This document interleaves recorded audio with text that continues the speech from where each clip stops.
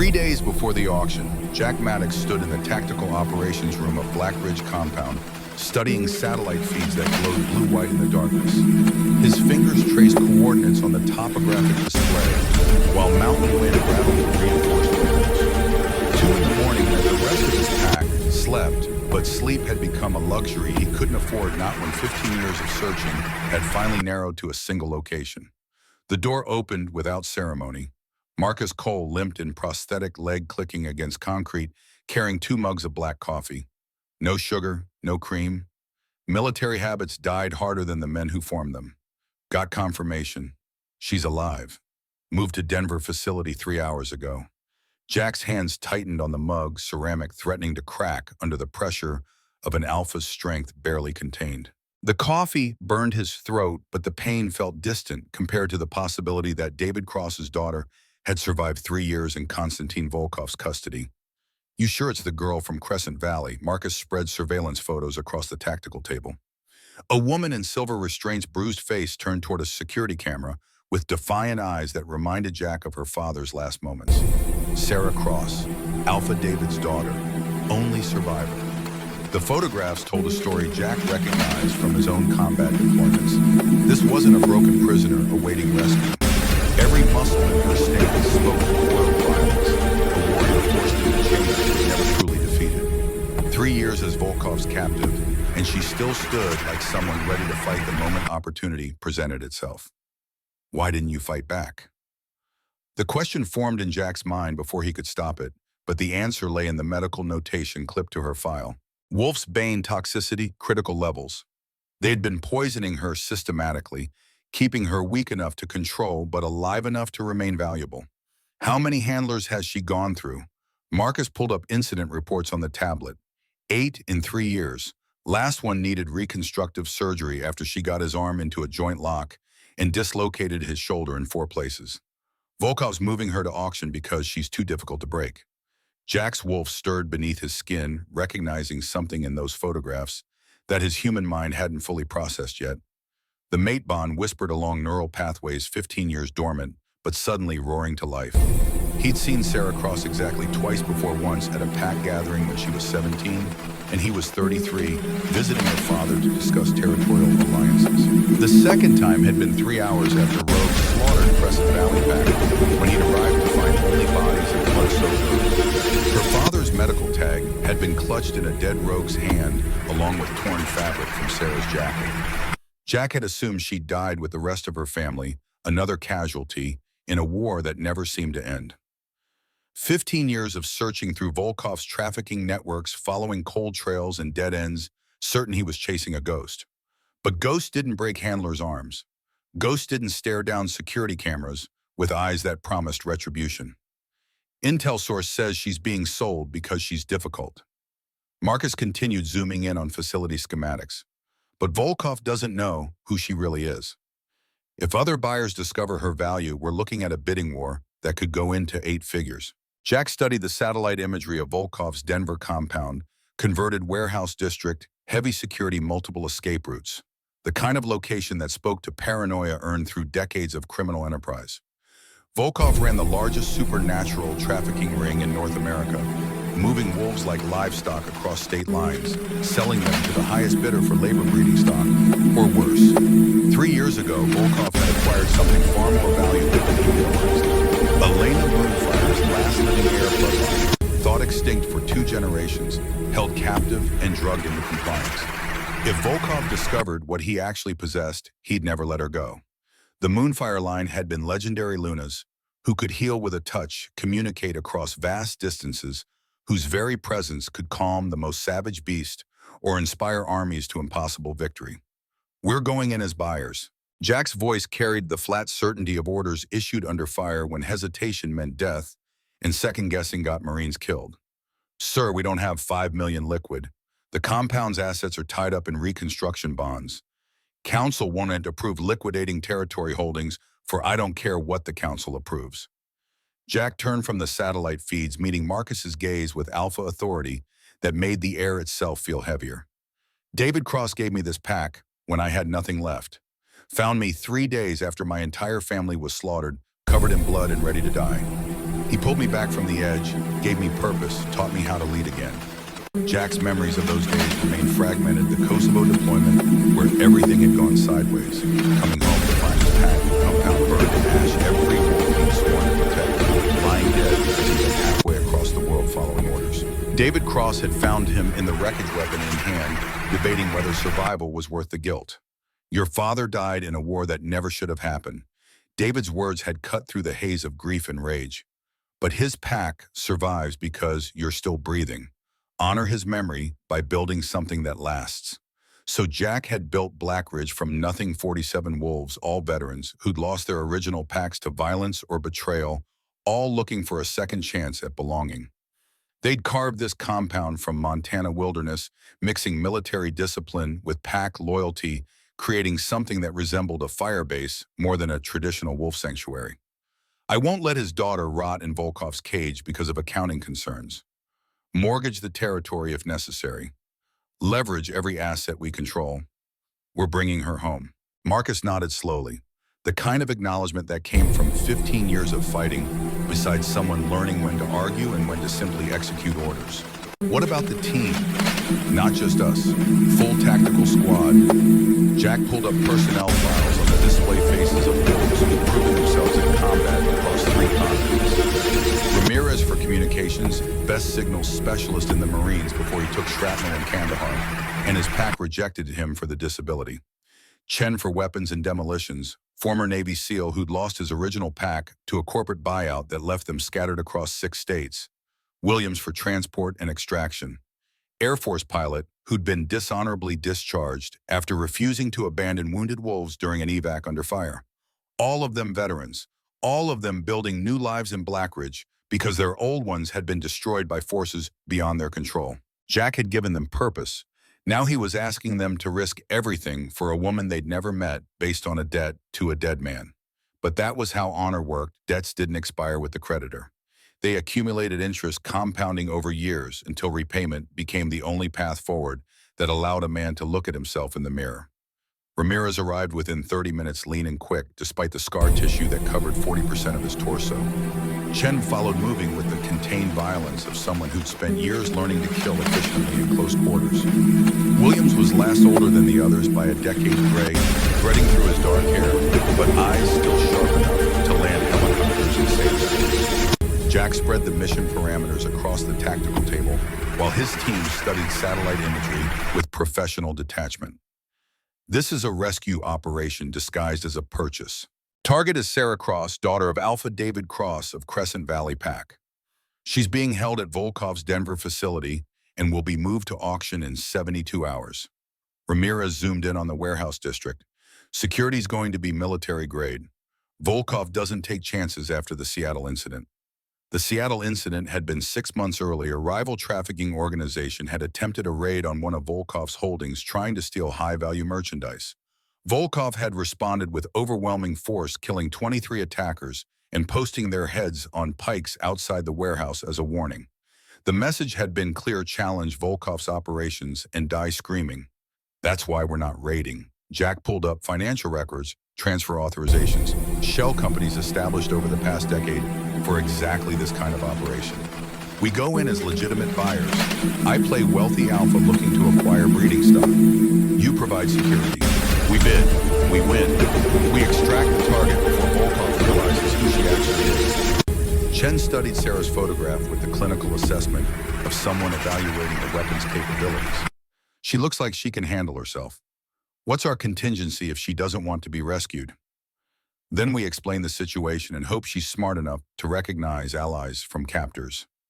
Jack met each team member's eyes in turn, making sure they understood the stakes. This woman is Elena Moonfire's last living heir. If Volkov discovers that, he'll never let her go. The Moonfire bloodline makes her worth more than every other wolf in his inventory combined. Williams let out a low whistle. Moonfire line was supposed to be extinct. Council said the council was wrong.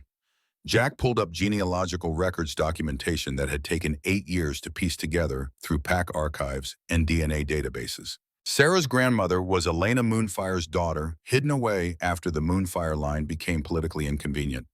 Too much power in one line threatens the balance, so they erased the connection and let everyone believe the genetics had died out. But genetics didn't lie.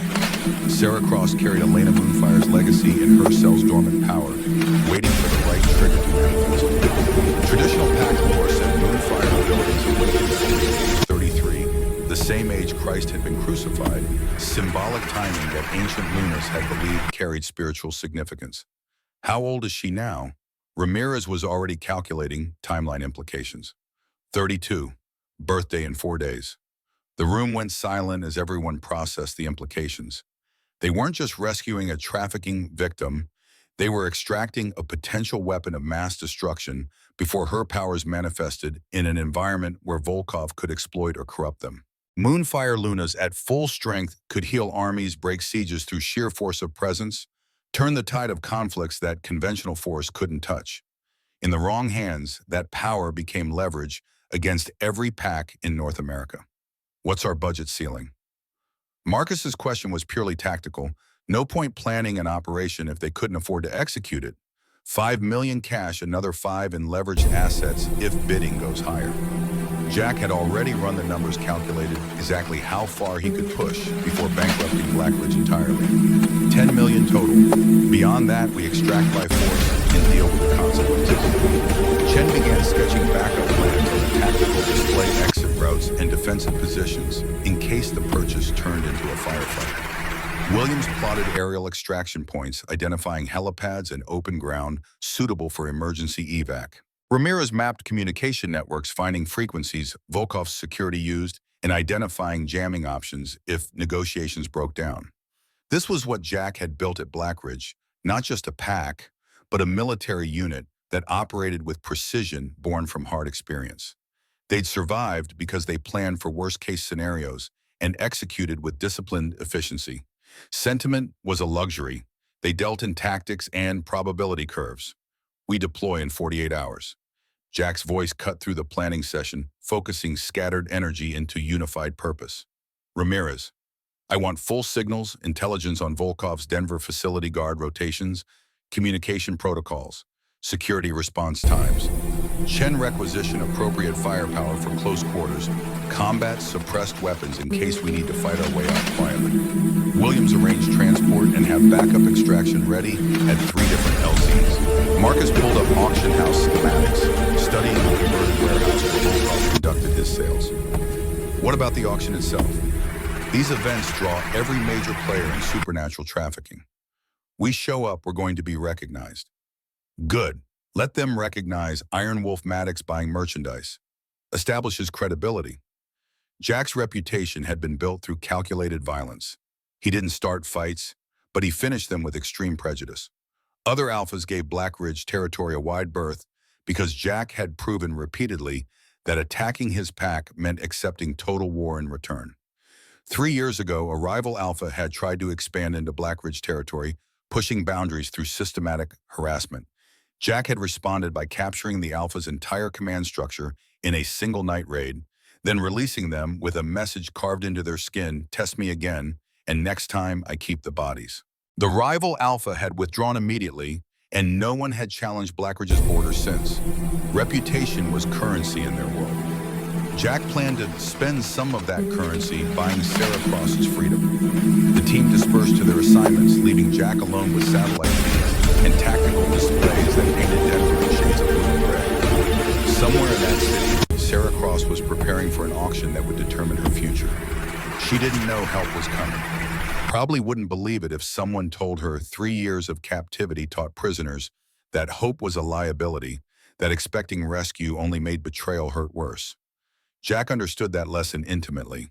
He'd learned it watching his family burn while he was halfway across the world, unable to protect the people who'd depended on him for safety. David Cross had taught him that survival required purpose beyond personal grief, that leadership meant carrying others through darkness even when your own path remained unclear. Now Jack would repay that lesson by bringing David's daughter home, regardless of the cost. 48 hours later, Jack stood in front of a mirror, adjusting the collar of an expensive suit that felt like a costume. The fabric was Italian, custom-tailored to accommodate the breadth of shoulders that came from decades of combat training.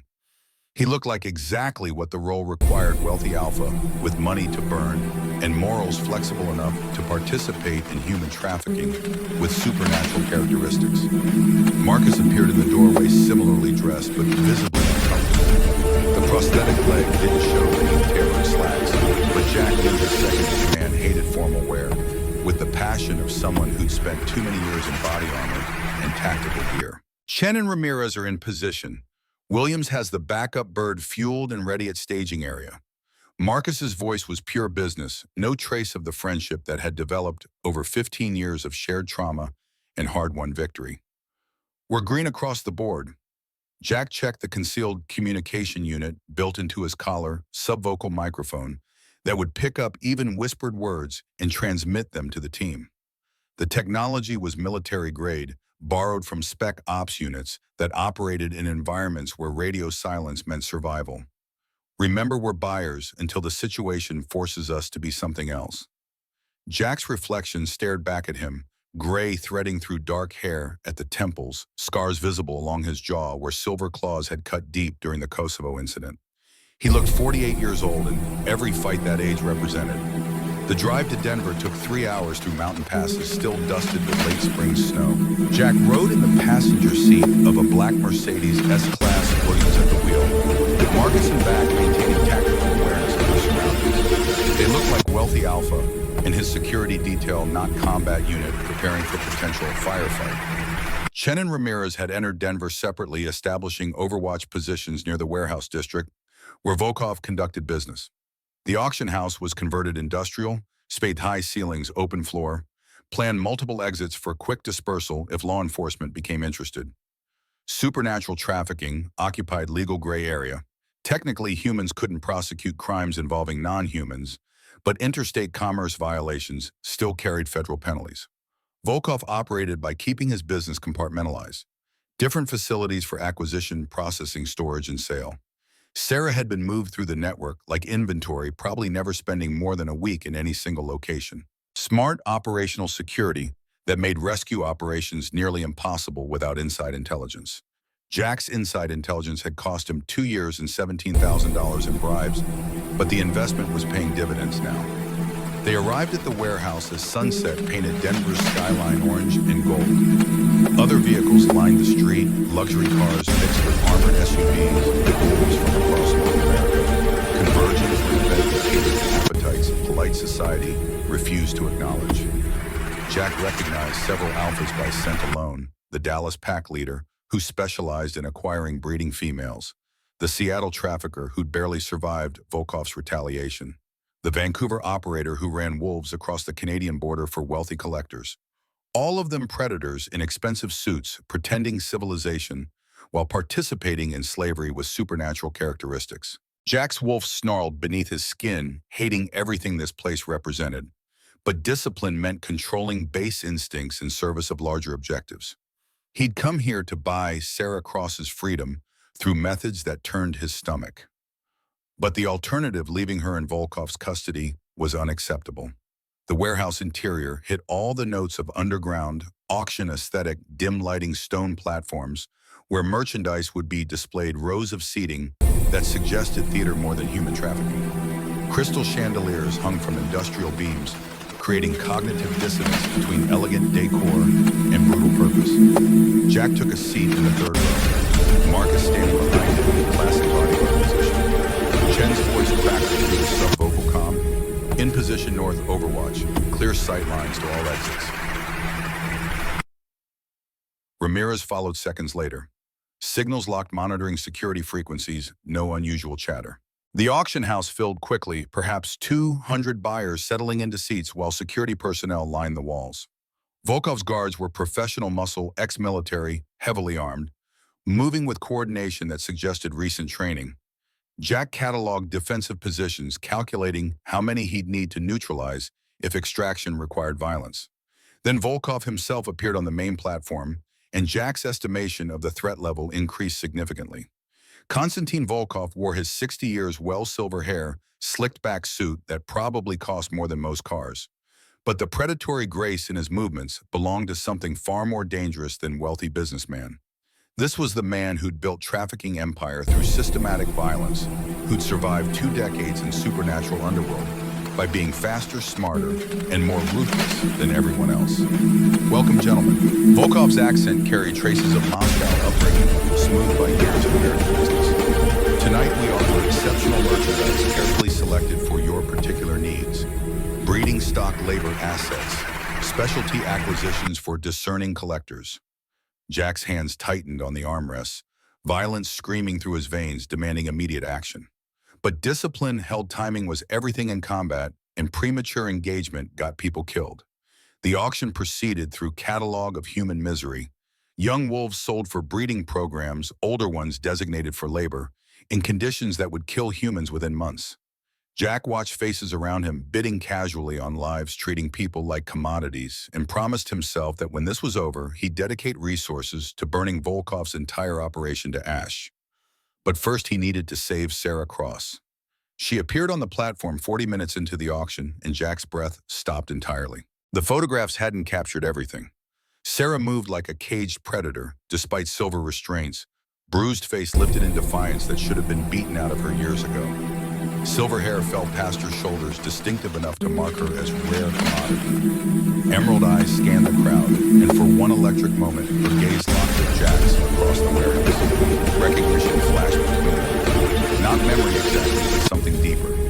Mate bonds stirring to life 15 years dormant, but impossible to ignore now. Jack felt his wolf surge against control, desperate to tear through silver chains and claim what belonged to him. But Sarah's expression showed confusion more than recognition. 3 years of wolfsbane poisoning had clearly damaged her memory, along with her strength. She knew him from somewhere, but couldn't place where or when. The uncertainty in her eyes nearly broke his carefully maintained cover. Lot 47. Volkov's voice carried commercial enthusiasm that made Jack want to tear his throat out. Silver Wolf age 32, acquired from Crescent Valley Pack after their unfortunate dissolution. Excellent breeding lines, documented history suitable for domestic labor or specialty services. The final phrase sent rage flooding through Jack's system. Specialty services meant exactly what it sounded like: high-end buyers who wanted more than labor from their acquisitions. Sarah's distinctive appearance made her valuable for purposes that would require killing everyone in this warehouse to prevent. Bidding starts at 1 million. The scarred beta in the front row raised his paddle immediately. Jack recognized him from intelligence reports enforcer for the Chicago Pack, known for sadistic treatment of subordinates. Exactly the kind of buyer who breaks Sarah completely within months. 1.2. A platinum blonde female alpha from the West Coast contingent expression, suggesting she viewed Sarah as potential breeding stock for strengthening her pack's bloodline. Jack let the bidding climb to 2 million before entering the competition. His voice carried alpha authority that made several buyers turn to identify the challenger. 2.5 million. The scarred beta scowled, recognizing Iron Wolf Maddox and calculating whether challenging him was worth the political complications. The beta raised his paddle again. 3 million. Around the warehouse, whispers began spreading. Maddox of Blackridge was participating personally, not sending subordinates. That meant something significant was happening. Other alphas started withdrawing from bidding, unwilling to challenge someone with Jack's reputation over single acquisition. But one buyer remained anonymous, sitting in shadows at the back of the warehouse, raising their paddle without revealing their face. 4 million. Jack's instincts screamed warning. Unknown buyers with that kind of capital were never good news. Either rival trafficker trying to acquire valuable asset, or someone who knew exactly what Sarah represented: Moonfire air power beyond measure, potential weapon that could reshape North American pack politics. 5 million. Jack's voice was flat, certainty brooking no further challenge. The unknown buyer hesitated, then lowered their paddle. Volkov's gavel fell with sound like thunder. Sold to Mr. Maddox of Blackridge. Jack rose from his seat, moving toward the platform with Marcus at his shoulder. Every instinct screamed that extraction would get complicated. Volkov was too smart not to suspect something unusual about Iron Wolf personally attending auction for single acquisition. But the transaction was legal now, paperwork signed, money transferred through encrypted channels that made tracking difficult. Sarah watched him approach with eyes that mixed hope and terror in equal measure. She still didn't fully remember him, but some part of her recognized safety when she saw it. Jack reached the platform and met Volkov's gaze with alpha dominance that made the air itself feel heavy. I believe we have business to conclude. Volkov's smile held calculation that confirmed Jack's suspicions.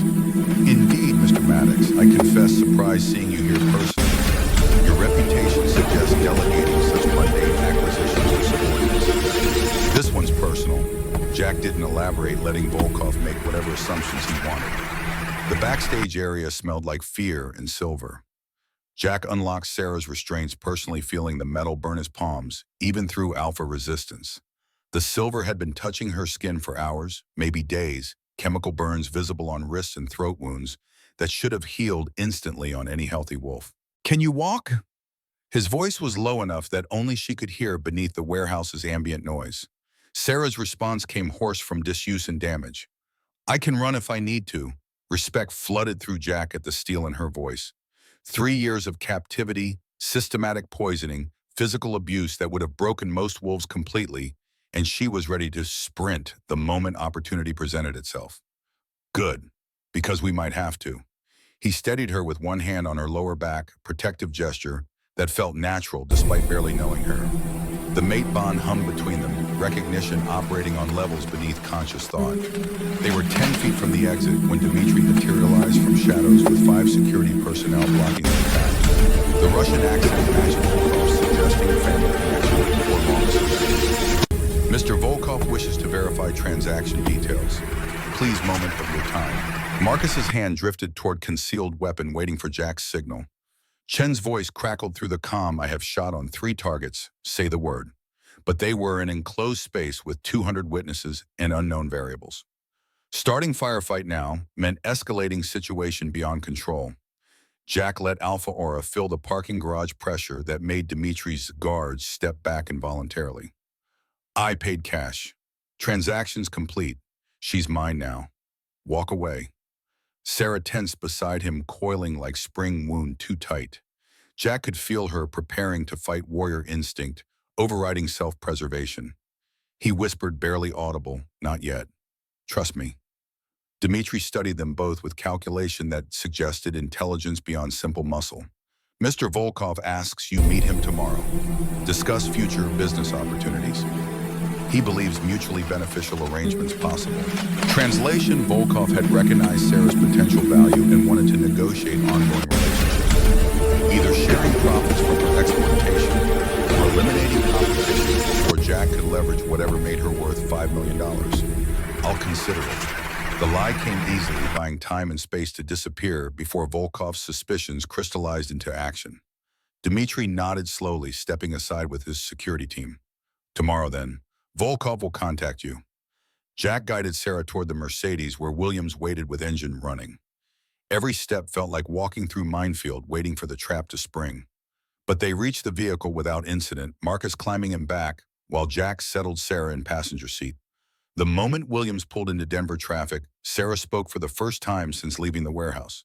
Who are you? Jack met her eyes in the mirror, seeing confusion and fragmented memory struggling to connect. My name is Jack Maddox. Your father saved my life. Twice. I've been looking for you for 15 years. Tears gathered in Sarah's eyes, first crack in the armor she'd built to survive captivity. She remembered something, pieces clicking together even through the fog of Wolfsbane poisoning. My father, he talked about someone. Young Maddox's finest soldier he ever trained. That was me. Jack's voice carried weight of grief and impossible death. 3 hours after your pack was slaughtered, I arrived to find only bodies. Your medical tag was in a dead rogue's hand. I thought you died with everyone else. Sarah's hands were shaking, withdrawal symptoms becoming visible now that adrenaline was fading. And when's the last time you shifted? 3 years. They kept me on silver IV drips, chemical suppression plus physical restraint, ensuring she remained weak enough to control. Jesus Christ. Jack pulled emergency medical kit from under his seat, military-grade supplies that Williams kept stocked. I need to draw a blood, check your toxicity levels. Sarah's laugh held bitter edge of someone who'd stopped expecting kindness years ago. You planning to fix me or own me? Neither. Planning to keep promise to your father. Jack met her gaze directly, letting her see truth beneath the words. David Cross saved me when I had nothing left. Gave me purpose, taught me how to lead again. I owe him everything. That debt transfers to you. Silence filled the vehicle while Sarah processed information her damaged memory struggled to organize. Jack could see her fighting through fog of poisoning, trying to remember fragments of past that connected them. Finally, she spoke again, her voice small and lost in a way that broke something in Jack's chest. The Crescent Valley Massacre. I remember fire, screaming, my father telling me to run. I was there 3 hours after. Jack's hands tightened on the medical kit. Too late to save anyone, but early enough to promise your father I'd find you. Sarah's tears fell freely now. Grief held at bay for 3 years, finally breaking through. They told me everyone died, that I was alone. You're not alone, Jack's voice carried absolute conviction. You're packed now, Black Ridge Pack. We take care of our own. The drive to Montana took 3 hours through mountain passes, Sarah drifting in and out of consciousness as her body struggled with toxin overload. Jack monitored her vital signs, concerned about the levels of Wolf's Bane still circulating through her system. She should be dead, anyone else would be dead with that much poison. But something in her genetics was fighting back, Moonfire blood resisting chemical suppression, even when conscious mind had surrendered. Chen's voice crackled through the comm. Boss, we got a problem. Volkov's security team is shadowing you. 3 vehicles staying 2 miles back. How long? Jack was already calculating ambush points along the highway places where Volkov might attempt recovery. Since you left Denver, they're coordinating through encrypted channels, military-grade communication. Ramirez is monitoring, but can't crack the encryption in real time. Marcus leaned forward from back seat. He knows. Whatever tipped him off, Volkov figured out Sarah's more valuable than standard merchandise. Jack studied Sarah's face in the dashboard lights, seeing resemblance to her father in the strong jaw, in direct gaze, even unconscious. Volkov knows we're not standard buyers.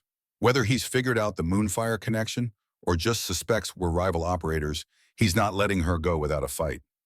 Williams adjusted the rearview mirror. We've got 20 miles to state line.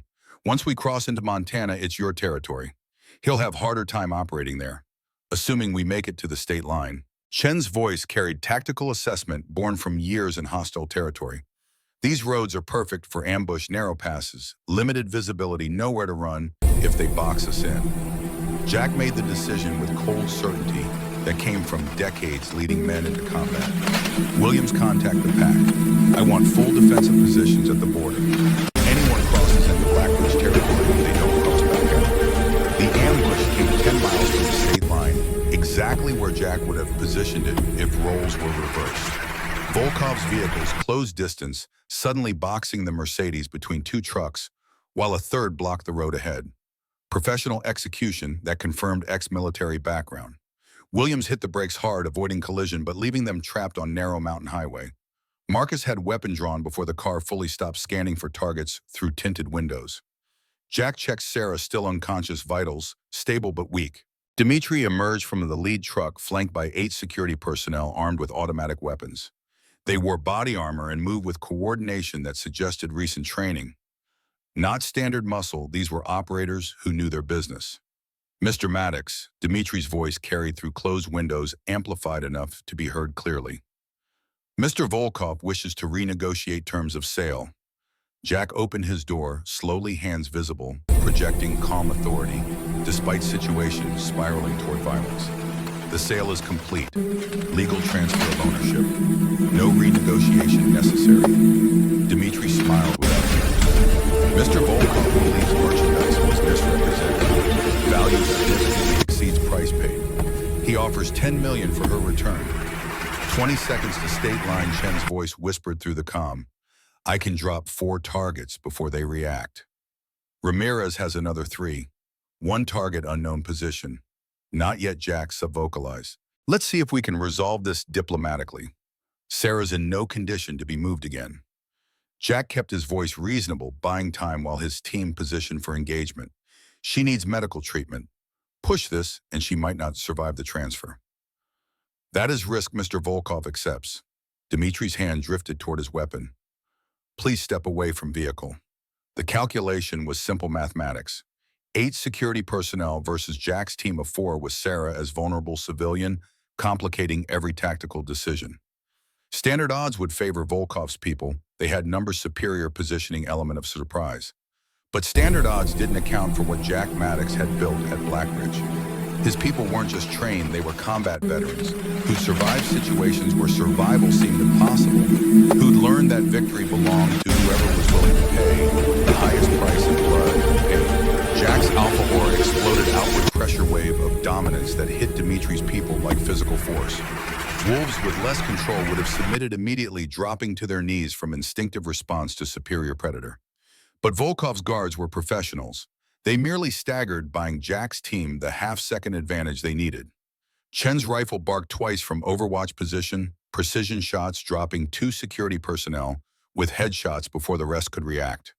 Ramirez followed with 3 more targets, eliminated bullets, finding gaps in body armor with surgical accuracy.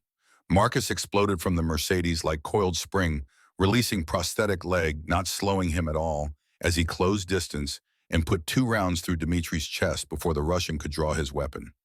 Jack shifted mid-stride bones, restructuring with practiced ease, born from decades of experience. His wolf form was massive, even by alpha standards, black fur and golden eyes that burned with predatory focus. The remaining guards tried to bring weapons to bear, but Jack was already among them, claws tearing through Kevlar and flesh with equal ease. 30 seconds from first shot to last body hitting the ground. Jack shifted back to human form, breathing barely elevated, checking Sarah through the Mercedes window. Still unconscious, unharmed, completely unaware of the violence that had just erupted around her. Williams was already pulling bodies off the road, dragging them into the tree line, where they'd be harder to spot from passing vehicles. Chen and Ramirez converged from their overwatch positions, weapons still ready for secondary threat. Marcus clutched his side where one guard's lucky shot had creased ribs, not serious, but enough to leave blood trail. "Check him." Jack jerked his chin toward Marcus while pulling spare clothes from the trunk. "Can't have you bleeding out before we reach the compound." "I'm fine." Marcus waved off concern, even as Dr. Wright's voice crackled through the emergency channel. "You're damn well not fine. Get back here so I can patch you up properly before you collapse from blood loss." The rest of the drive passed without incident, crossing into Montana territory where Blackridge Pack had established defensive perimeter. Sarah woke once as they passed through the gates, seeing high fences and guard towers that suggested military installation more than traditional Pack compound. "Where are we?" Her voice was hoarse, confused, fighting through fog and drugs and exhaustion. "Home." Jack's answer was simple truth. "You're home now." Blackridge compound sprawled across 100 acres of mountain wilderness, reinforced structures positioned with tactical precision that prioritized defense over aesthetics. Guard towers provided overlapping fields of fire underground. Bunkers offered shelter during attacks. Training yards allowed Pack members to maintain combat readiness. Jack had built this place to be Fortress first, Sanctuary second. Sarah took it all in with eyes that suggested military background. She was cataloging defensive positions, escape routes, strategic weaknesses with automatic assessment of trained soldier. "This looks like fire-based Restrepo." Pride touched Jack's voice despite the circumstances. "That's the idea. We've had 3 attacks in 10 years. 0 casualties." Marcus was already moving toward medical bay, trying to hide the limp that suggested his wound was worse than he'd admitted. Pack members emerged from various buildings, drawn by news of their alpha's return and curious about the woman he'd paid $5 million to acquire. Thomas Wright waited at the entrance to medical, 68 years old, with steady hands and eyes that had seen too much death to be shocked by war. He'd been a Navy physician during Vietnam, patching Marines together in jungle hell that made modern combat zones look civilized by comparison. After military discharge, he'd found his way to Blackridge, seeking redemption through healing after years of triage that left more dead than saved. "Let's get her inside." Wright's voice carried no-nonsense authority that even alphas obeyed when it came to medical matters. "And you, Marcus, examination table now? I can smell your blood from here." Sarah allowed herself to be guided into medical bay, too exhausted to resist even if she'd wanted to. Jack stayed close, protective instinct overriding the tactical part of his brain that knew he should be coordinating defensive positions in case Volkov sent reinforcements. Wright worked with efficient competence, drawing blood samples while checking Sarah's vitals and making concerned noises. "Wolf's Bane levels are critical. She should be dead." How are you even standing? Sarah's bitter laugh held echoes of three-year nightmare. Spite mostly, your moonfire genes are fighting the poison. Wright pulled up test results on a tablet showing Jack toxic levels that should have killed her months ago. But they're barely keeping pace. She needs IV detox, minimum 72 hours before the worst symptoms clear. We might not have 72 hours. Jack pulled up the security feed on his phone showing perimeter defenses and sensor networks surrounding Black Ridge territory.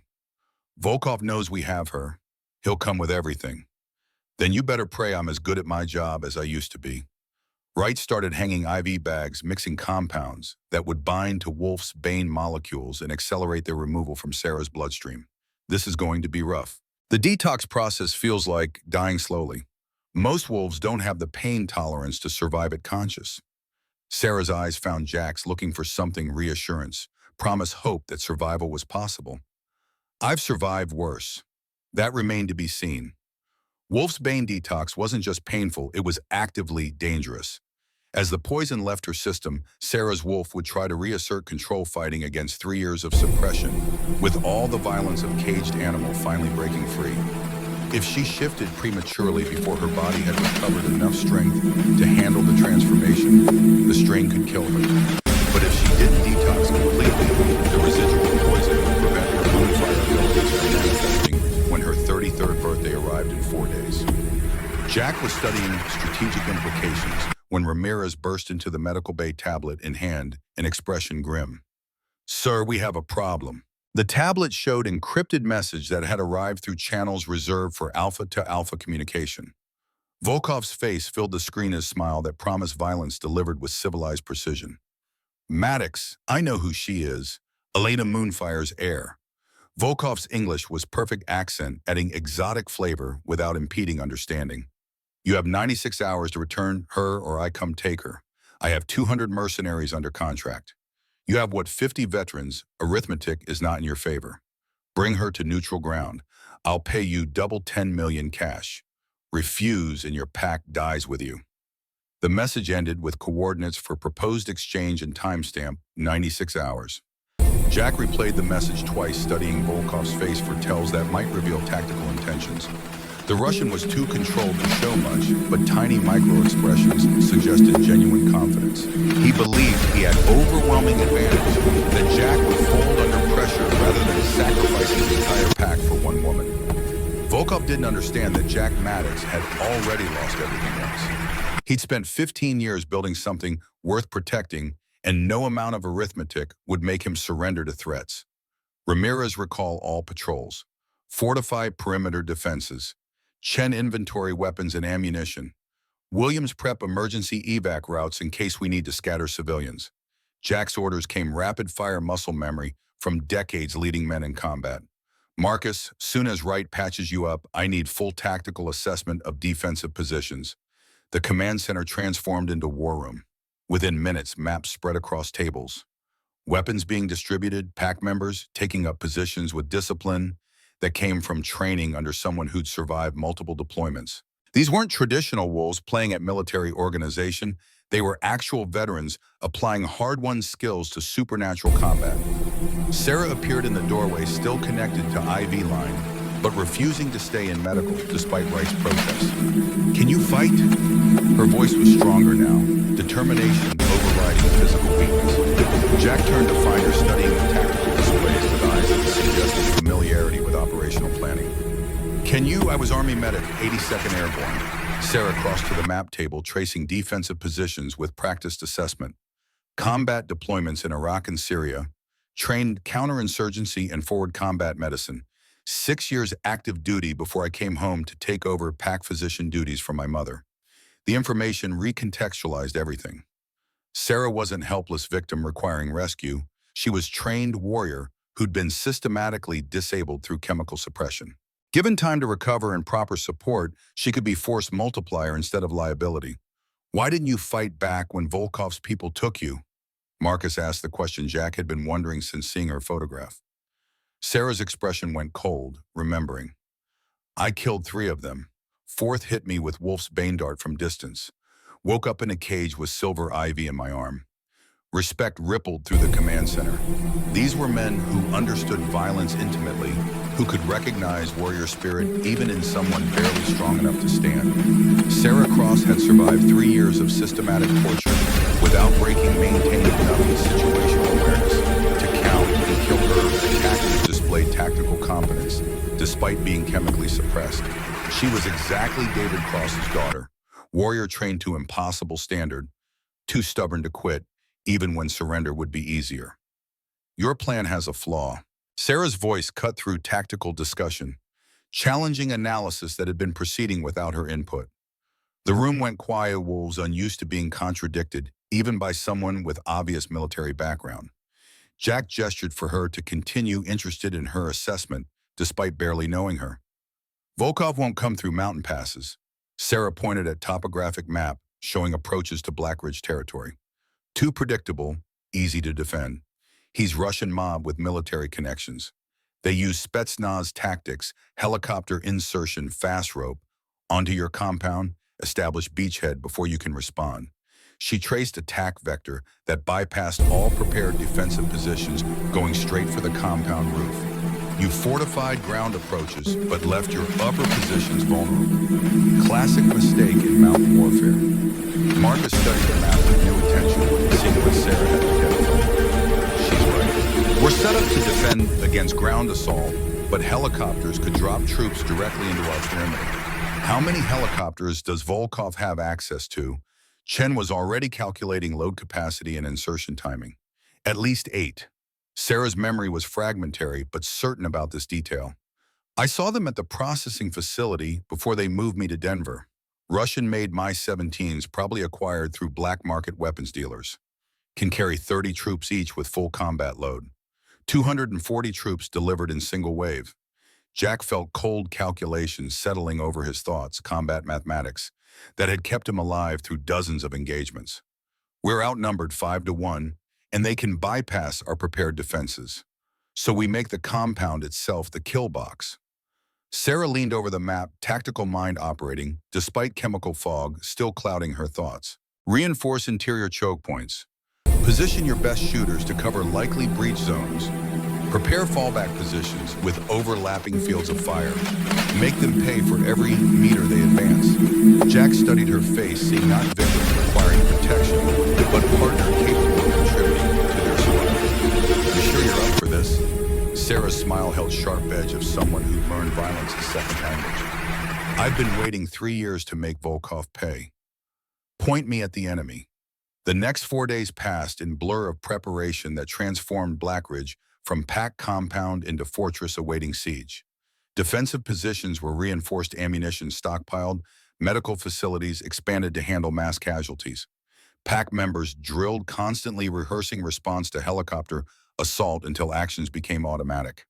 Sarah's detox proceeded faster than Wright had predicted, Moonfire genetics accelerating poison removal at rate that should have been impossible. By the 3rd day, she could walk without assistance. By the 4th morning, her 33rd birthday, the IV came out entirely, and her eyes began glowing with power that made the air around her shimmer like heat, haze. Jack found her on the training yard at dawn, attempting to shift for the first time in 3 years. She was struggling, wolf trying to emerge, but muscles still too weak from prolonged suppression.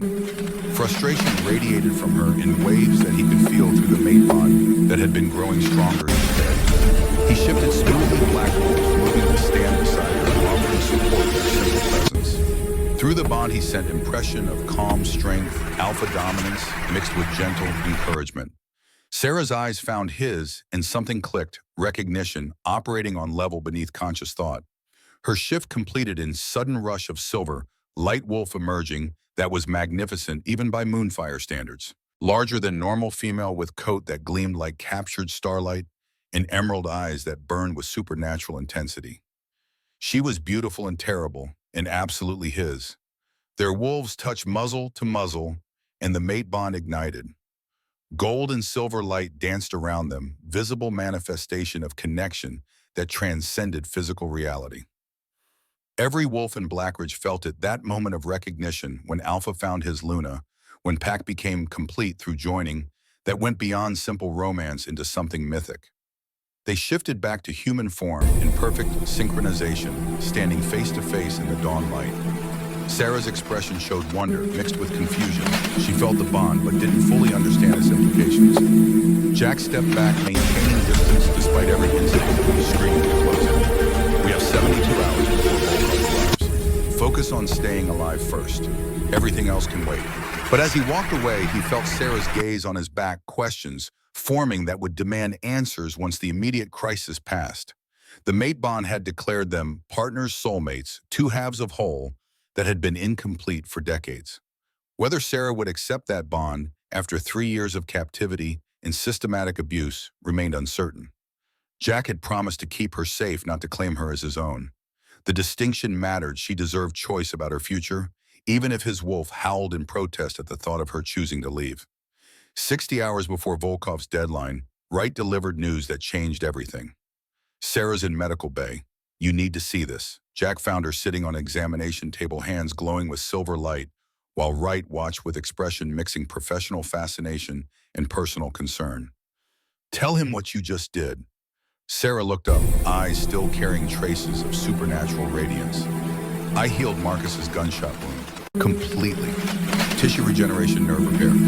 Even the scar tissue disappeared. Show me. Jack's voice was carefully controlled, but his wolf was prowling just beneath the surface, excited by implications of what Sarah's emerging powers might mean for their tactical situation. Sarah placed her hands on Jack's forearm, where silver claws had left deep scars during Kosovo deployment. The marks had never fully healed magical corruption, preventing normal regeneration. But as Sarah's power flowed through contact, the scars dissolved skin, becoming smooth and unmarked, as though injury had never occurred.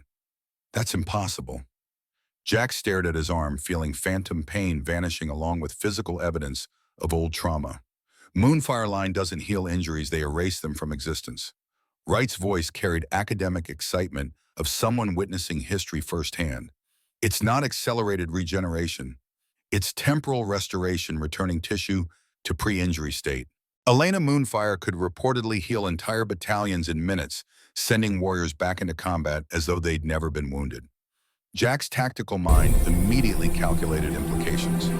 If Sarah could restore wounded pack members to fighting condition during battle, the numerical disadvantage became far less significant. Volkov's 200 mercenaries would be facing a force that couldn't be worn down through attrition, that would keep fighting at full strength regardless of casualties inflicted. Can you do this in combat conditions? He met Sarah's eyes, directly looking for truth beneath whatever brave face she might attempt. I don't know.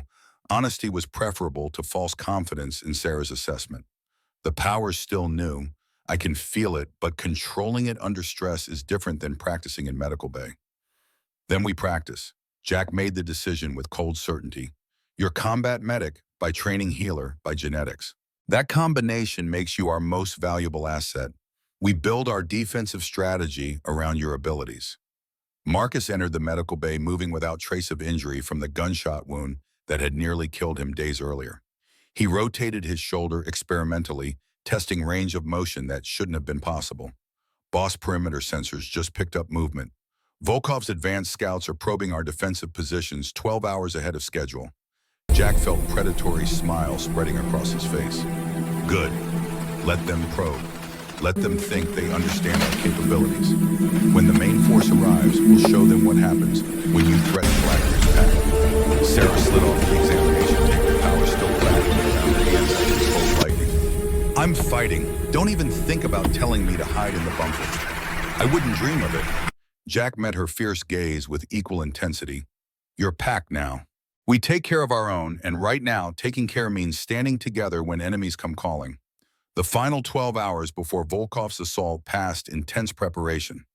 Jack positioned his best shooters in elevated positions overlooking likely helicopter approach vectors.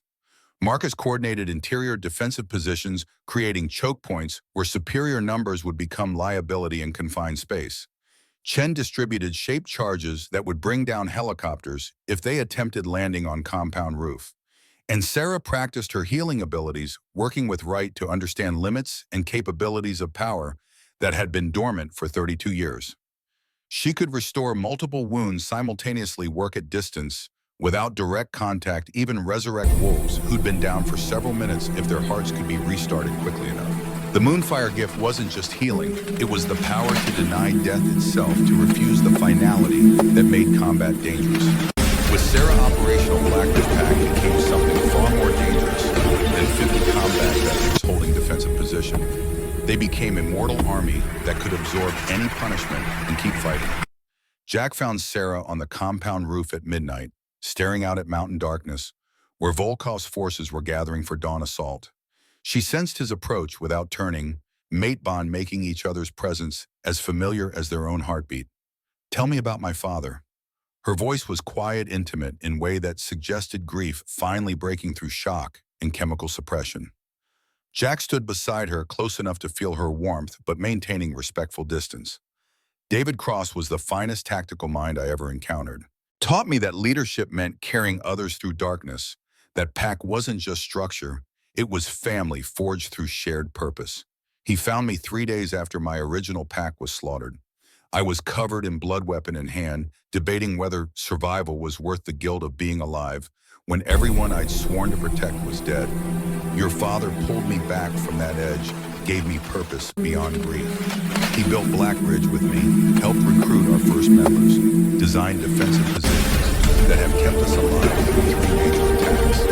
Every good decision I've made as Alpha, I learned by watching him lead. Sarah's tears fell silently mourning father. She'd barely had time to remember before Volkov's drugs had stolen even those precious fragments.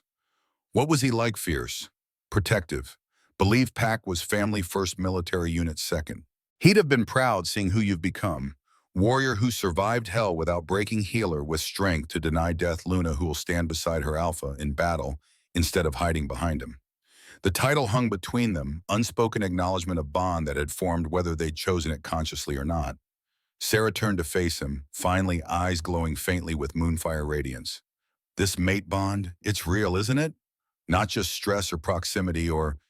It's real. Jack didn't insult her intelligence by pretending otherwise. Been there since the moment I saw you on that auction platform. My wolf recognized you even when my mind didn't understand why. And you're not going to pressure me about it. Statement, not question, Sarah, reading him accurately. You've been prisoner for 3 years. Last thing you need is another man telling you what you should feel. The bond exists whether we act on it or not. What matters now is surviving tomorrow and making sure Volkov doesn't take away the freedom we just bought you. Sarah studied his face in the moonlight, seeing truth beneath words. You're not what I expected. What did you expect? Someone who'd claim ownership, who'd expect gratitude that looked like submission. Her voice carried bitter experience of men who'd confused control with care during her captivity. I spent 15 years keeping promise to a dead man. Jack met her eyes steadily, letting her see past Alpha authority to the grief and honor beneath. Thought it was about duty, about repaying debt I could never fully settle. Turned out it was about finding something worth protecting, building legacy that outlasts the violence that made it necessary. He stepped back, breaking the intimate moment before it could progress further. Get some rest.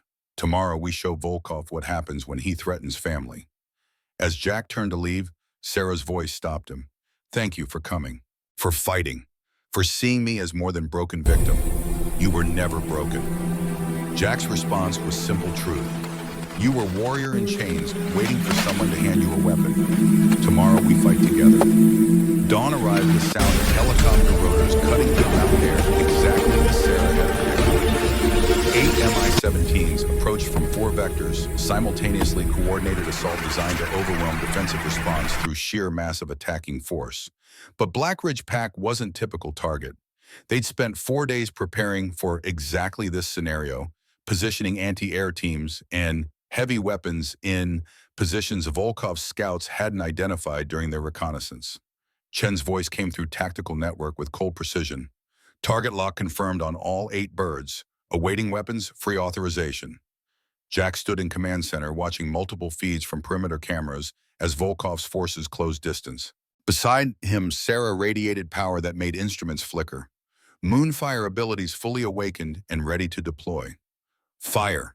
Single-word authorization that unleashed coordinated defensive response honed through decades of combat experience. Shaped charges detonated around 3 helicopters, Proximity explosions, shredding rotors and sending aircraft tumbling from sky in balls of flame. Heavy machine gun fire raked two more armor-piercing rounds, chewing through passenger compartments and killing troops before they could fast rope to ground. Three helicopters survived the initial barrage, escorting troops onto compound roof and surrounding ground. 60 fighters in the first wave, all wearing body armor and moving with coordination that confirmed military background. The battle had begun. Gunfire erupted across Black Ridge compound with the sharp crack of professional combat, nothing like Hollywood's dramatic thunder. Chen's teams engaged helicopter-deployed troops with suppressed weapons muzzle flashes, barely visible in dawn's gray light. Jack watched tactical feeds from command center while coordinating defensive responses through encrypted channels, seeing his carefully constructed kill box performing exactly as designed. Marcus's voice cut through the chaos with battlefield calm that came from years under fire. North roof breach, 8 hostiles, down 12 advancing through ventilation access. They're using thermal imaging to track our positions. Sarah stood beside Jack, hands already glowing with silver light as casualty reports began filtering through. Her moonfire abilities had awakened fully during the night, power flooding through channels that 3 years of poisoning had tried to destroy. She could feel every pack member within compound perimeter, sensing the pain and fear and determination through connections that transcended normal pack bonds. Williams took shrapnel to the shoulder west tower position. Ramirez reported through static lace transmission. Still combat effective, but bleeding heavily. I've got him. Sarah's consciousness reached across distance. Moonfire energy flowing through pack bonds to touch Williams directly. The healing happened instantaneously, torn tissue knitting together, blood vessels sealing pain, vanishing as though injury had never occurred. Williams's startled gasp came through the comm system seconds later. What the hell just happened? His shoulder worked perfectly, rotating without restriction or discomfort. That's our Luna, Jack's voice carried pride that made Sarah's chest tighten despite the violence erupting around them. She can heal you faster than Volkov's people can hurt you. Make them pay for every inch they take. The tactical display showed Volkov's forces adapting to initial casualties, shifting from direct assault to more cautious advancement. They'd lost 23 troops in the first engagement, learning expensive lesson that Black Ridge defenders weren't typical targets. These were combat veterans who survived deployments across multiple continents, who understood that superior numbers meant nothing if you couldn't bring force to bear effectively. Chen's explosives team detonated charges in the ventilation system, collapsing access tunnels that Volkov's troops had been using to infiltrate interior positions. The blast killed 4 attackers immediately and trapped another 6 in confined space where Black Ridge defenders could engage them with overwhelming advantage. But Volkov had planned for attrition, warfare accepting casualties as necessary cost of achieving objectives. Fresh waves of mercenaries fast-roped from the 3 surviving helicopters, reinforcing positions and maintaining pressure despite mounting losses. The Russian had brought 200 fighters, losing 30, meant he still outnumbered Jack's pack 4-1. They're pushing hard on east perimeter. Marcus coordinated defensive adjustments while physically holding rogue point that prevented enemy breakthrough. Looks like they're trying to create opening for larger force insertion. Jack studied the tactical situation with decades of experience reading battlefield dynamics. Volkov was conducting textbook assault fix, defending forces in place with sustained pressure, then exploit gaps created by defenders rushing to reinforce threatened positions. The strategy would work against conventional opponents who had finite resources and couldn't replace casualties. But Sarah's healing abilities changed fundamental calculus of attrition warfare. Every wounded Black Ridge defender could be restored to combat effectiveness within seconds, while Volkov's casualties remained permanent losses. The numerical advantage that should have guaranteed his victory was eroding with each passing minute. Sarah, can you extend your range beyond compound walls? Jack was already calculating implications if her abilities could reach beyond immediate defensive perimeter. She closed her eyes, reaching out with senses that were still new and overwhelming. I can feel Volkov's people. Their pain signatures are different artificial enhancements that read like corrupted data in my perception. Some of them aren't fully human anymore. The intelligence confirmed Jack's suspicions about Volkov's super soldier program. The Russian had been using stolen werewolf genetics to enhance human mercenaries, creating hybrid warriors with supernatural strength and speed, but none of the control that came from being born to the wolf. The enhancement process was crude and ultimately fatal. Most subjects died within months from cellular breakdown, but it gave Volkov expendable troops who could match supernatural opponents in short-term engagements. Can you disrupt those enhancements? If Sarah could remove Volkov's artificial advantages, the enhanced mercenaries would revert to baseline human capabilities. Sarah's power surged outward in wave of silver light that washed across the compound and beyond, touching every living being within 100-yard radius. Enhanced mercenaries screamed as foreign DNA was purged from their systems, supernatural strength vanishing and leaving them weak and disoriented. 3 collapsed immediately, bodies unable to handle the sudden transformation. Others stumbled, trying to maintain combat effectiveness while their enhanced abilities drained away like water through broken dam. What just happened? Volkov's voice cut through captured radio frequencies, panic creeping into normally controlled tone. Report. The response came fragmented as his forces struggled to understand why their enhanced troops had suddenly become liabilities instead of assets.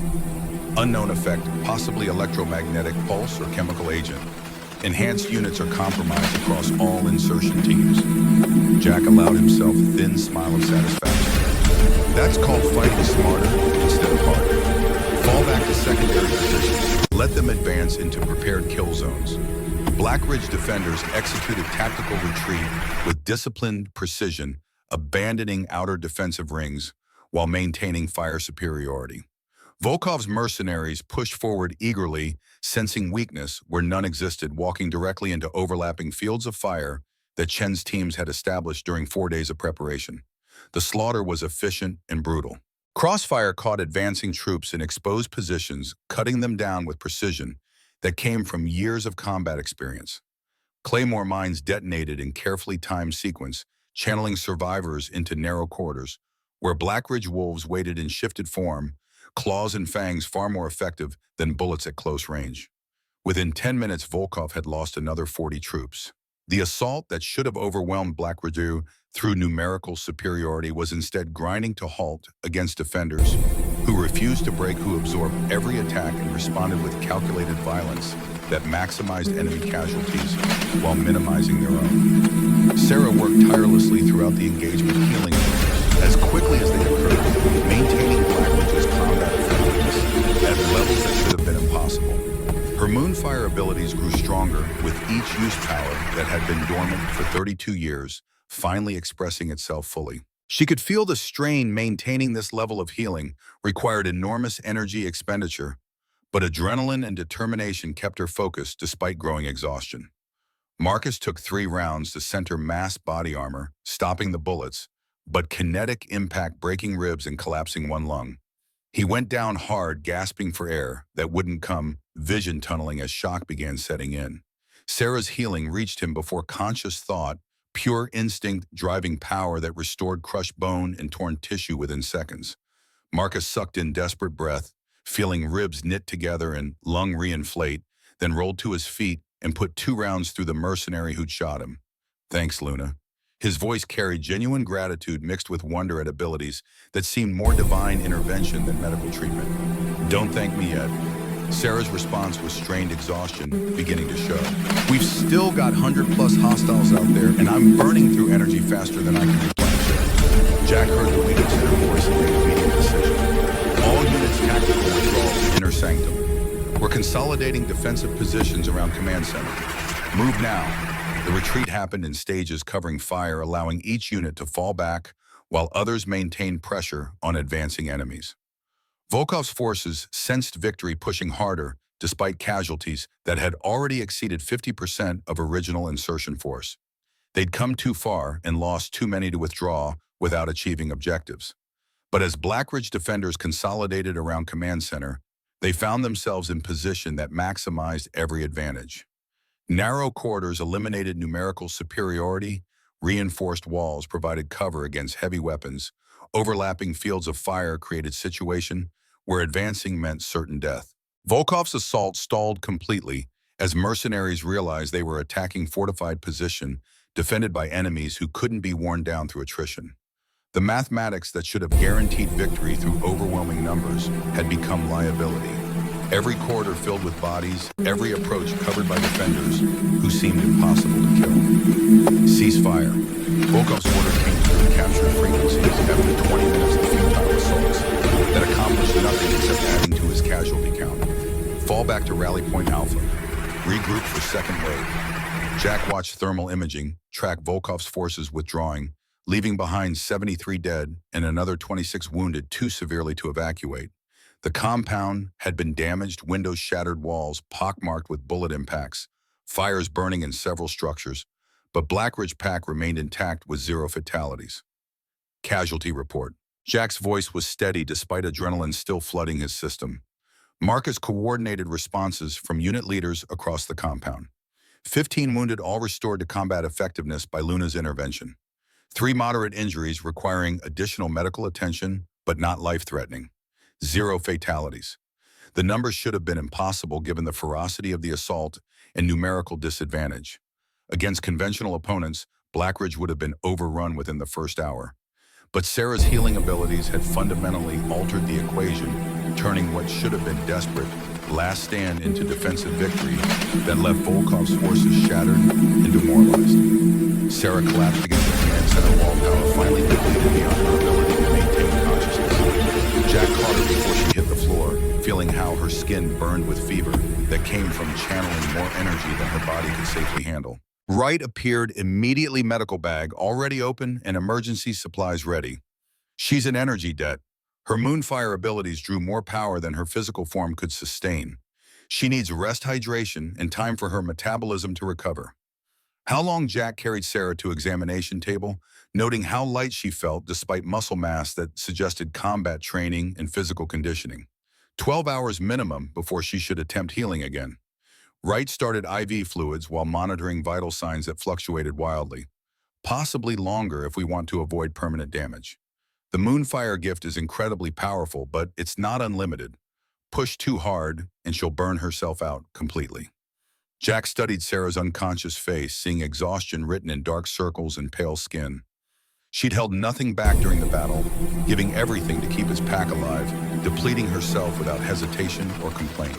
The mate bond whispered that she was his responsibility now that her well-being mattered as much as his own survival. But responsibility worked both ways. Sarah had proven herself a warrior, both earning respect through actions rather than demanding it through title or bloodline. She'd fought beside his pack, bled for his people, demonstrated courage that matched any combat veteran Jack had ever known.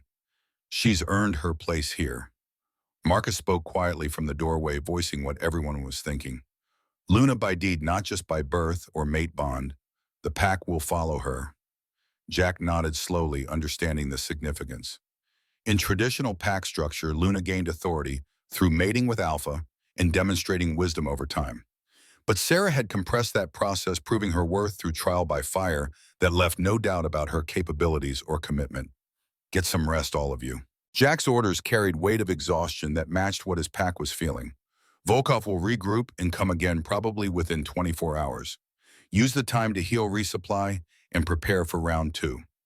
The command center cleared gradually as pack members returned to their quarters or took up defensive positions. Jack remained beside Sarah's bed, unwilling to leave despite exhaustion pulling at his own consciousness. The mate bond had strengthened during the battle connection deeply as they fought together against combat. He must have dozed off because Wright's urgent voice jerked him awake hours later. Jack, you need to see this. The tablet showed intercepted communications from Volkov's rally point, encrypted channels that Ramirez had finally managed to crack. The Russian was on satellite phone speaking with someone whose authority seemed to exceed even Volkov's considerable power. The council won't be pleased that you've allowed this situation to escalate. The voice was cultured British accent suggesting old money and older power. Elena Moonfire's heir was supposed to be eliminated as a child. Your failure to accomplish that simple task has created complications we'd hoped to avoid. Jack felt cold understanding settling into his bones. The Crescent Valley massacre hadn't been random violence or territorial dispute. It had been sanctioned hit ordered by the Council of Alphas themselves, targeting Sarah specifically because her Moonfire bloodline threatened political balance they'd carefully constructed. Volkov's response carried defensive edge. The girl's father was more competent than intelligence suggested. By the time my team arrived, he'd already hidden her. I tracked her for 3 years before finally acquiring her. And then you failed to kill her, choosing profit over duty. The council member's voice gripped contempt. Now she's manifested full moon fire abilities and bonded with Maddox at Blackridge. You've created exactly the power block we sought to prevent. I can still eliminate them both. Volkov's desperation was showing. Give me 48 hours and additional resources. You've had 15 years and unlimited resources. The council has decided your services are no longer required. Effective immediately, all assets are being transferred to alternative contractors who might prove more competent. The transmission ended abruptly, leaving silence that spoke volumes.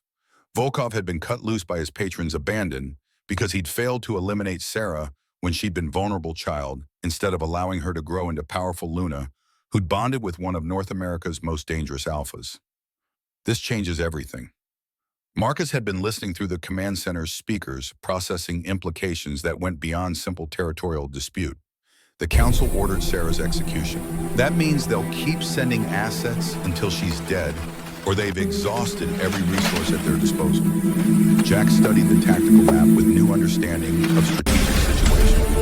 Volkov wasn't the threat, he was symptom of larger problem. The Council of Alpha's governing body that supposedly maintained peace and balance across North American supernatural community had decided Sarah's bloodline represented unacceptable concentration of power.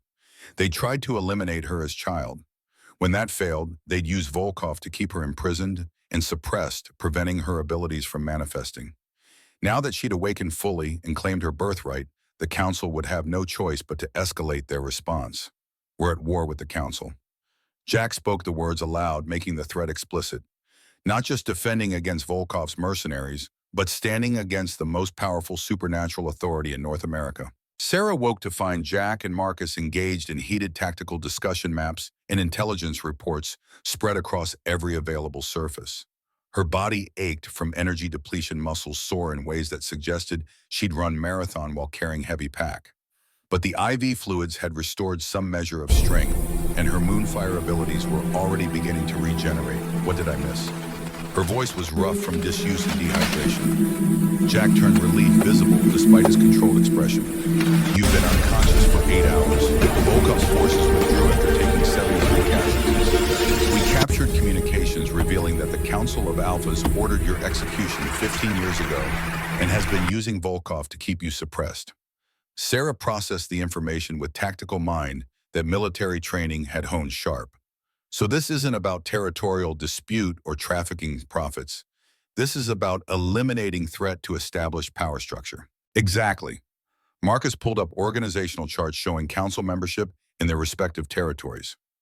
You're Elena Moonfire's heir, which means you're potentially more powerful than any 3 council members combined. They see you as existential threat that needs to be neutralized before you can challenge their authority. The politics made sense in brutal way that Sarah recognized from her military service. Power always protected itself, eliminating potential challengers before they could become actual threats. The council had tried to kill her as child when she'd been defenseless. Now that she'd survived and awakened her abilities, they'd keep trying until either she was dead or they'd exhausted every resource at their disposal. So what's our move? Sarah slid off the examination table, despite Wright's protests needing to be part of tactical planning rather than pacification. Do we run? Try to negotiate, prepare for siege. Jack met her eyes with expression that mixed respect and something deeper. We fight. The council started this war 15 years ago when they slaughtered your family. Now we finish it, against the entire Council of Alphas. Even Sarah's considerable combat experience couldn't see path to victory against opponents with that much consolidated power. They control most of North America Command. Thousands of wolves have political connections that reach into human government at highest levels. We don't fight them all at once. Jack's tactical mind was already formulating strategy that played to Blackridge's strengths. We exposed their corruption document that they ordered massacre of innocent pack, prove they have been using Volkov's trafficking network for their own purposes, turn their member packs against them through evidence of criminal conspiracy. Marcus was nodding, seeing how the strategy could work. Most pack members don't know their alphas are involved in trafficking and assassination programs. If we can prove council leadership is corrupt, we split their support base and force them to either reform or face internal rebellion. That requires evidence we don't have. Sarah's practical nature pushed back against optimism that wasn't supported by facts. All we've got is intercepted communication that could be dismissed as fabricated or taken out of context. Then we get more evidence. Jack's voice carried cold certainty that sent shivers down Sarah's spine. Volkov's been keeping records insurance policy in case the council tried to betray him, which they just did. We raid his facilities, extract documentation, and broadcast proof of council corruption across every supernatural network in North America. You want to launch offensive operation against Volkov's remaining forces while simultaneously preparing to defend against council reprisal. Sarah couldn't quite believe she was hearing correctly. That's tactically insane. It's tactically aggressive. Jack corrected her with slight smile. But it's our only move. Defensive posture means waiting for council to bring overwhelming force against us. Offensive action disrupts their timeline, forces them to react to our initiative instead of executing their planned assault. Sarah studied the maps and intelligence reports military training, recognizing truth in Jack's assessment. The best defense was often aggressive defense that kept the enemy off balance and unable to execute their preferred strategy. If Blackridge could seize initiative and control pace of engagement, they might survive long enough to expose council corruption. I'm in. Her voice carried conviction that came from 3 years of captivity, spent planning revenge against everyone who'd kept her imprisoned. But I want frontline position, not relegated to medical support in the rear. You're Luna. Jack's objection was reflexive alpha instinct to protect Maid overriding tactical calculation. You should be I'm combat medic with moonfire abilities. Sarah interrupted with steel in her voice. That makes me force multiplier who needs to be where fighting is heaviest. You can either accept that or spend next 24 hours arguing with someone who's survived worse than anything you're planning. The standoff lasted several seconds before Jack nodded slowly. You've earned the right to choose your own position. Just promise me you won't take unnecessary risks. Define unnecessary. Sarah's dry humor cut through tension that had been building. I'm planning to assault criminal compound run by Russian mob boss who's been enhanced with stolen oil. The entire operation is definitionally unnecessary risk. Marcus laughed despite the situation's gravity. I like her boss. She's got your tactical pessimism without the brooding martyr complex. Planning began immediately, taking advantage of intelligence that Ramirez had gathered during his signals monitoring. Volkov maintained 3 facilities within 200-mile radius of Blackridge Processing Center, where new acquisitions were evaluated, storage facility, where merchandise was held pending sale, and command compound, where Volkov directed his trafficking network. The command compound was target of choice, both because it held documentation they needed and because destroying it would cripple Volkov's operational capability. But it was also most heavily defended, protected by remaining mercenary forces and enhanced security systems that included magical wards designed to prevent supernatural intrusion. We go in tonight before Volkov can reinforce or relocate his records. Jack's plan took shape rapidly, informed by decades of planning similar operations. Small team, fast insertion, extract intelligence, and withdraw before heavy response can be coordinated. Team composition was critical. Too few people, and they'd lack capability to handle unexpected resistance. Too many, and they'd lose speed and stealth advantages. Jack selected himself, Marcus Ramirez, and Chen as core assault team. Williams would provide air support and emergency extraction. Wright would remain at Blackridge coordinating defensive preparations in case Volkov counterattacked while their forces were deployed elsewhere. Sarah pushed herself into the roster through combination of logic and stubbornness that Jack couldn't effectively counter. I can heal combat injuries in real time, which might be difference between mission success and catastrophic failure. Plus, my Moonfire abilities can disrupt magical wards that would stop conventional assault team. The logic was sound, even if Jack hated exposing his mate to unnecessary danger. Fine, but you follow tactical discipline and don't take hero risks that get yourself killed trying to save everyone else. Sarah's smile carried edge that suggested she had no intention of following orders that conflicted with her judgment. Of course, Alpha. I'll be model of tactical restraint. Marcus snorted but said nothing, recognizing dynamic that was developing between his Alpha and their new Luna. They operated as equals despite power differential that traditional pack structure would have created. Sarah refused to be protected, and Jack respected her competence enough not to insist on protection she didn't want. The insertion plan was straightforward: helicopter flight to within 5 miles of Volkov's compound, overland approach on foot to avoid detection, breach perimeter under cover of darkness, extract intelligence, and withdraw before heavy forces could respond. Simple in theory, but complicated by hundreds of variables that could transform straightforward raid into desperate fighting withdrawal. They deployed at 2200 hours, Williams piloting Black Hawk, that Blackridge maintained for exactly this kind of operation. The flight was low and fast terrain following profile that kept them beneath radar coverage, while minimizing time enemy forces had to prepare defenses.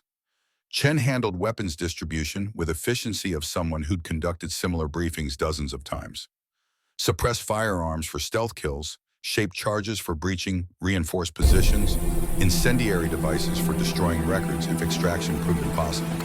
Everyone carried trauma kits and backup communication equipment in case primary systems failed. Sarah accepted her loadout without complaint, checking weapons and equipment with practiced competence that came from airborne training. She'd added medical supplies beyond standard trauma kit: bandages, tourniquets, emergency drugs for treating injuries that exceeded her Moonfire healing capacity.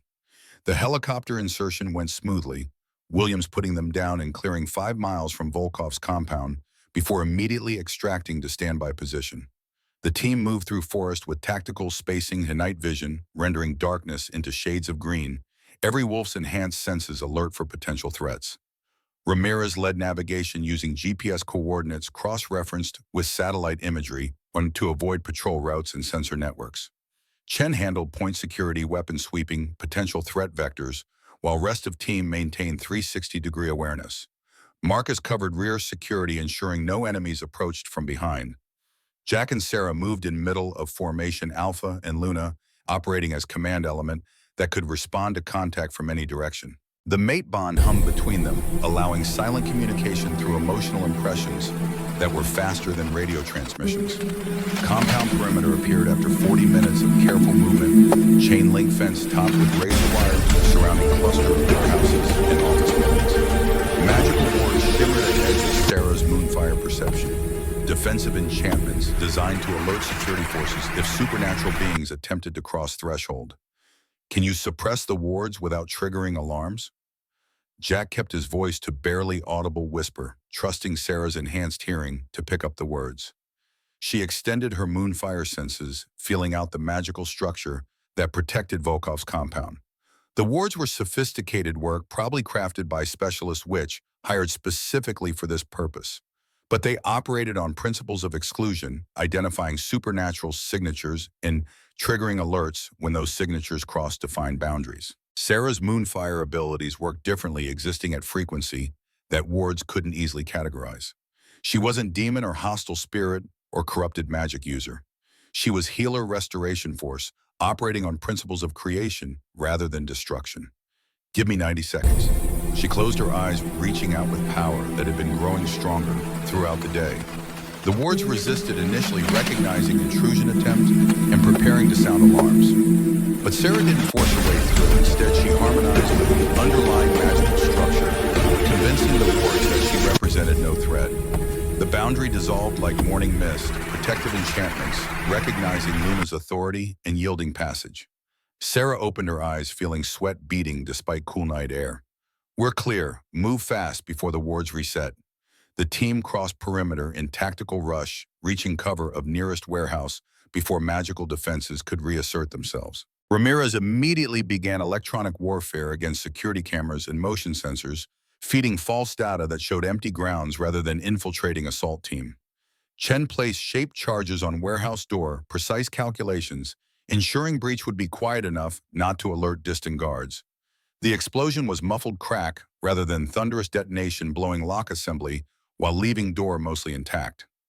They flowed through the breach with practiced efficiency weapons, tracking potential threats, while clearing rooms in sequential order.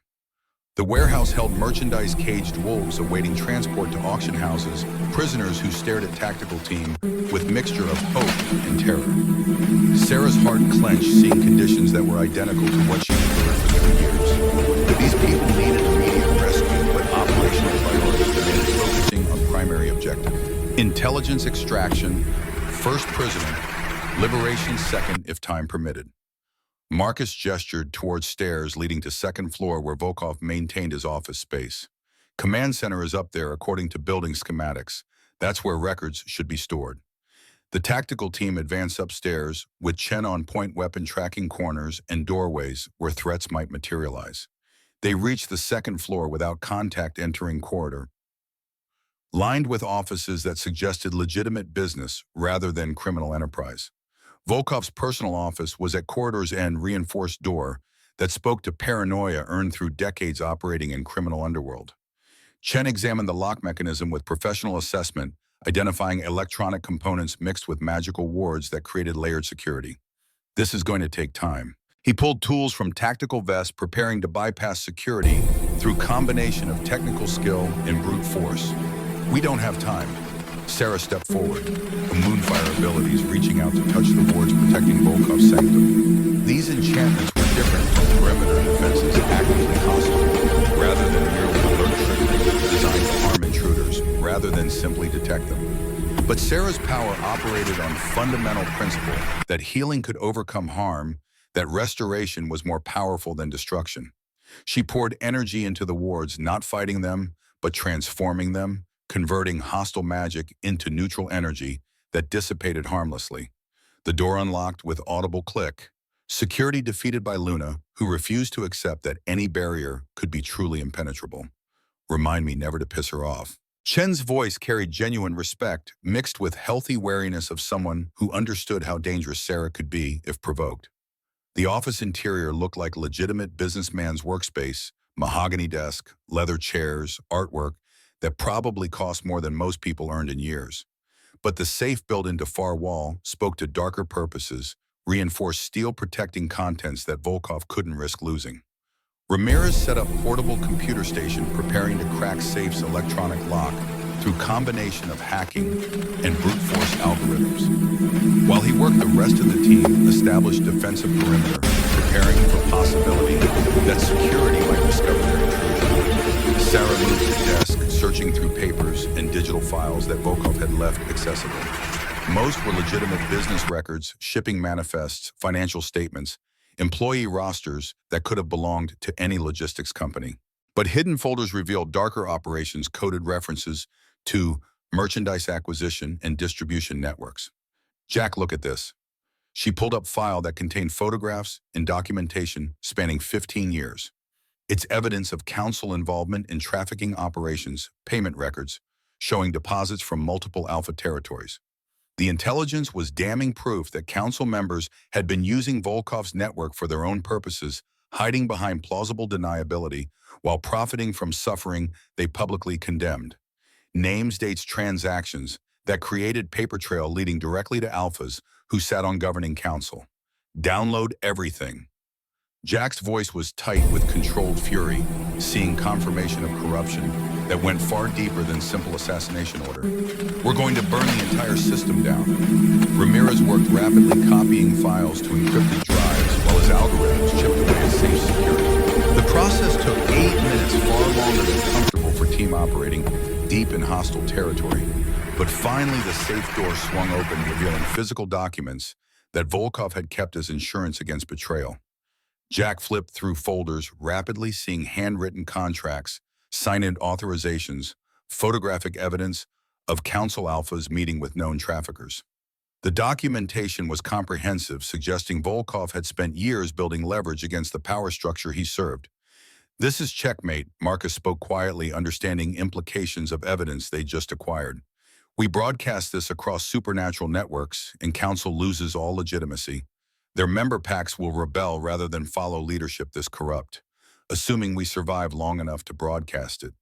Chen's pragmatic assessment cut through optimism, reminding them they were still inside enemy compound, with extraction incomplete. The alarm began wailing before anyone could respond. Klaxons shattering night silence, and announcing that security had finally detected intrusion. Lights flooded the compound, shadows vanishing as emergency protocols activated defensive measures. Contact West perimeter. Ramirez monitored security frequencies while gathering equipment. Estimate 20 hostiles converging on warehouse. We need to move now. The tactical team descended stairs rapidly, abandoning stealth for speed as their presence was already compromised. They reached warehouse floor to find prisoners staring at them with desperate hope, understanding that rescue was possible if only these warriors could fight their way through whatever forces were responding. Sarah made split-second decision that would complicate extraction, but aligned with who she'd become. We're taking them, all of them. Nobody gets left behind. Jack started to object, adding 40 prisoners to extraction would be tactical nightmare. But seeing Sarah's expression changed his mind. She'd spent 3 years as prisoner herself, knew intimately what abandonment felt like. If she needed to rescue these people for her own healing, he wouldn't deny her that choice. Everyone who can walk, follow us. Jack's alpha command carried authority that prisoners responded to instinctively. Anyone too injured to move gets carried. We're leaving together or not at all. Chen blew the warehouse's loading bay doors, creating exit point large enough for mass evacuation. The team formed protective cordons around prisoners, weapons tracking threats, while Sarah used moonfire abilities to heal the most severely injured until they could manage evacuation pace. Volkov's security forces opened fire from multiple positions, automatic weapons stitching through cargo containers and concrete walls. Chen returned fire with disciplined bursts, forcing attackers into cover, while rest of teams shepherded prisoners toward treeline where Williams would conduct emergency extraction. Marcus took round to the thigh Kevlar, stopping the bullet, but kinetic impact shattering femur. He went down hard, weapon clattering away as shock overwhelmed his system. Sarah was beside him instantly, healing energy flowing through contact, while enemy fire continued impacting around them. The bone knit together within seconds, muscle and tissue restoring themselves until Marcus could regain his feet. He retrieved his weapon and resumed covering fire without missing more than 5 seconds of combat effectiveness, living testament to Sarah's capabilities. Williams brought the helicopter in low and fast door gunner, providing suppressive fire that forced Volkov's people into cover. The extraction was chaos, prisoners climbing aboard while tactical team maintained perimeter defense. Everyone trying to reach safety before overwhelming force could prevent withdrawal. Sarah was last aboard, ensuring every prisoner had made it to helicopter before abandoning her position. Volkov's forces pressed close, recognizing that their targets were escaping and desperate to prevent loss of valuable merchandise. "We're at capacity," Williams's voice carried through helmet communication. "Weight limits are maxed, and I've got damage to tail rotor. This is going to be interesting flight. Then let's not waste time discussing it." Jack hauled Sarah aboard as Chen tossed final smoke grenades to cover their departure.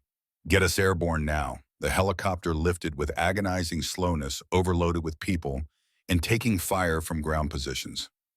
Rounds impacted against armored fuselage, some penetrating cabin, and forcing passengers to duck flying fragments. The door gunner returned fire until his weapon ran dry, then switched to backup rifle and continued engaging targets. They cleared the compound with meters to spare damaged tail rotor, creating vibration that suggested catastrophic failure was imminent possibility.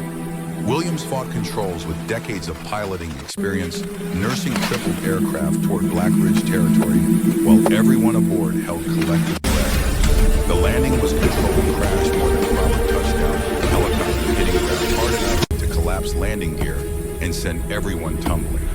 But they were down in friendly territory, surrounded by Black Ridge defenders, who'd responded to emergency beacon alive despite odds that should have killed them multiple times over. Sarah emerged from wreckage on unsteady legs using moonfire abilities to heal injuries that 40 people had sustained during extraction. Broken bones, gunshot wounds, burns from hot metal, all of it flowed through her consciousness as she worked to restore health to everyone who'd risked everything for strangers' freedom. Jack watched her work with expression mixing pride and concern, seeing how much energy she was expending without regard for her own limitations. She was burning through reserves again, pushing past safe boundaries because people needed healing, and she couldn't accept allowing them to suffer. When last injury was treated and rescued, prisoners were being escorted to medical facilities. Sarah finally collapsed. Jack caught her as consciousness fled mate bond, conveying exhaustion that went beyond physical into something approaching spiritual depletion. Wright appeared with medical equipment, already preparing IV fluids and monitoring gear. She did it again, gave everything until nothing. This can't keep happening, Jack. Eventually she'll push too hard and burn herself out permanently. Then we end this. Jack looked toward command center where intelligence they'd extracted from Volkov's compound waited to be analyzed and broadcast. The council started this war, and Sarah's been paying the price for 15 years. Time we finished it and gave her chance to rest. The documentation was even more damning than initial review had suggested. Volkov had kept meticulous records spanning 2 decades, creating comprehensive record of council corruption that included names, dates, transaction details, and photographic evidence of crimes that violated every principle supernatural community claimed to uphold.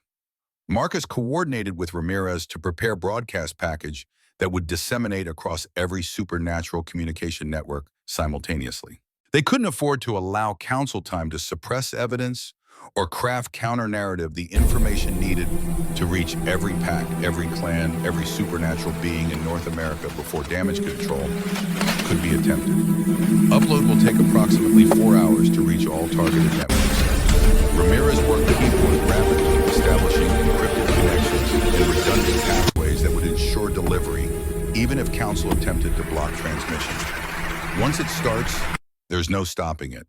Every Alpha, every Luna, every pack member with network access will have complete documentation of Council corruption. Do it. Jack's authorization was simple, but carried weight of declaration of war against most powerful supernatural authority in North America. Send the evidence and let every wolf decide whether they want to keep following leadership this corrupt. The upload began at 0300 hours, massive data package flowing across encrypted networks toward thousands of recipients. Initial responses came within minutes, shocked messages from alphas who'd had no idea their council representatives were involved in trafficking and assassination programs. Disbelief transformed into rage as documentation proved beyond doubt that corruption existed at highest levels of supernatural governance. By dawn, the supernatural world was in chaos.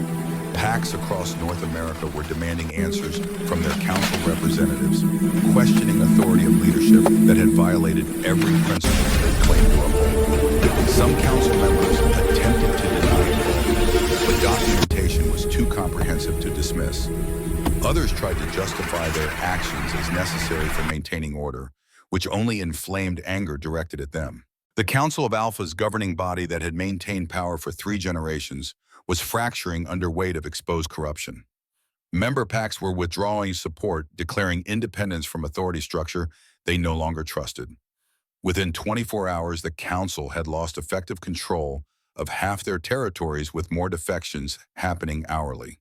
Sarah woke to find the supernatural world transformed power structure that had ordered her execution now collapsing under weight of its own corruption.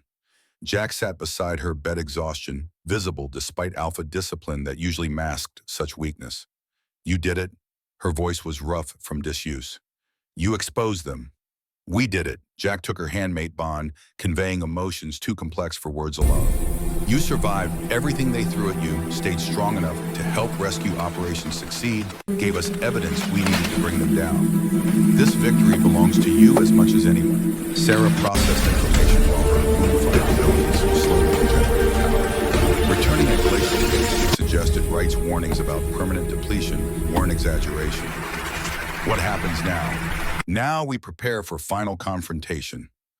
Jack's voice carried weight of someone who understood that exposing corruption didn't eliminate threat it represented. Council's collapsing, but some members will try to maintain power through force. Volkov's still out there with remaining mercenary forces, and we've made enemies of every alpha who profited from trafficking networks. So basically, nothing's changed except now everyone wants us dead. Sarah's dry humor cut through tension in the room. Welcome to leadership. Jack's slight smile suggested he appreciated her ability to find humor despite circumstances. It's thankless work that mostly involves making impossible choices and hoping you survive long enough to see if they were right decisions. The final assault came at dawn on Sarah's 33rd birthday, exactly as ancient prophecy had predicted. Volkov arrived with everything he had left, 60 mercenaries, enhanced troops, whose augmentation had been restored through emergency procedures, in desperation of man who lost everything and had nothing left to lose.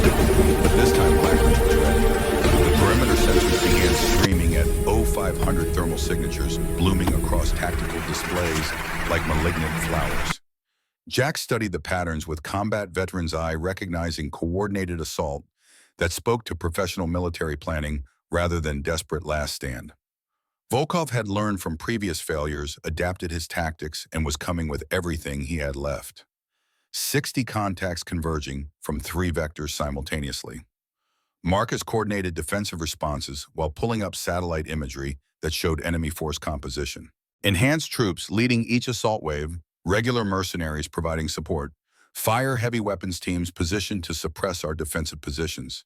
Sarah stood in command center wearing tactical vest over borrowed fatigues, moonfire abilities fully regenerated after 2 days of enforced rest.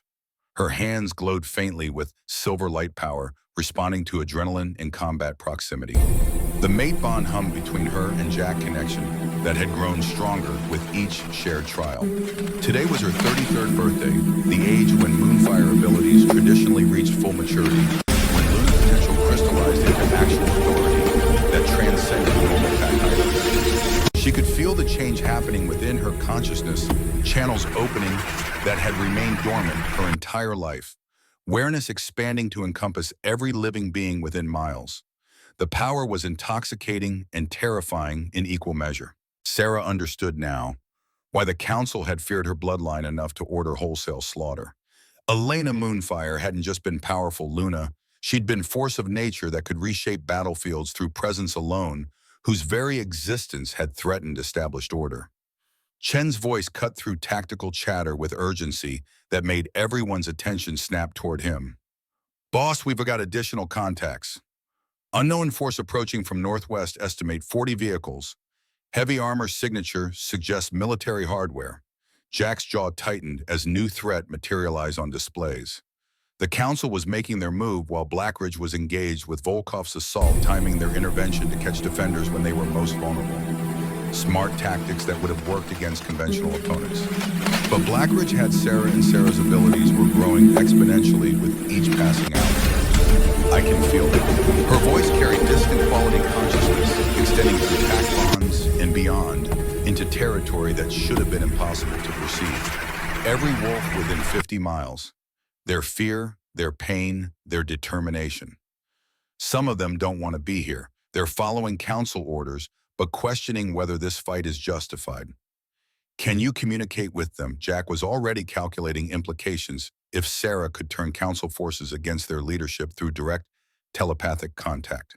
She closed her eyes, reaching out with moonfire consciousness toward wolves advancing under council banners. The connection formed reluctantly, warriors conditioned to resist mental intrusion, instinctively defending against perceived attack. But Sarah wasn't attacking. She was offering truth, broadcasting evidence of council corruption directly into their minds, where denial became impossible. Images flooded across mental link, documentation of trafficking operations, photographs of council alphas meeting with the Volkov transaction records proving years of criminal conspiracy. Every piece of evidence they'd extracted from Volkov's compound transmitted with emotional context that made corruption visceral and undeniable. The council forces advanced faltered as warriors processed information that contradicted everything their leadership had told them. Some continued forward out of loyalty or momentum, but others slowed or stopped, entirely unwilling to kill for alphas whose legitimacy had been shattered by comprehensive proof of betrayal. "We've got defections." Ramirez monitored communication frequencies with disbelief evident in his voice. 3 council contingents just withdrew from assault formation. Their commanders are demanding explanation from Alpha leadership about documented evidence of trafficking involvement. The tactical situation was still desperate. Volkov's 60 mercenaries plus remaining council forces still outnumbered Blackridge defenders significantly, but psychological edge had shifted. Council warriors were questioning their mission, while Blackridge Pack fought with absolute conviction that their cause was righteous. All defensive positions, weapons free. Jack's authorization released Black Ridge wolves to engage with full lethality, no more warning shots or attempts at de-escalation. Volkov wants war. We'll give him war. He won't survive. The battle erupted across compound perimeter with intensity that made previous engagements seem like skirmishes. Volkov's enhanced troops hit defensive positions with superhuman strength and speed, absorbing damage that should have stopped them while pressing forward through gaps in Black Ridge lines. Regular mercenaries provided supporting, fire-keeping defenders pinned, while assault teams advanced toward command center. Chen's demolition teams detonated prepared charges, collapsing approach corridors, and channeling attackers into kill zones where overlapping fields of fire created meat grinder that chewed through enemy forces.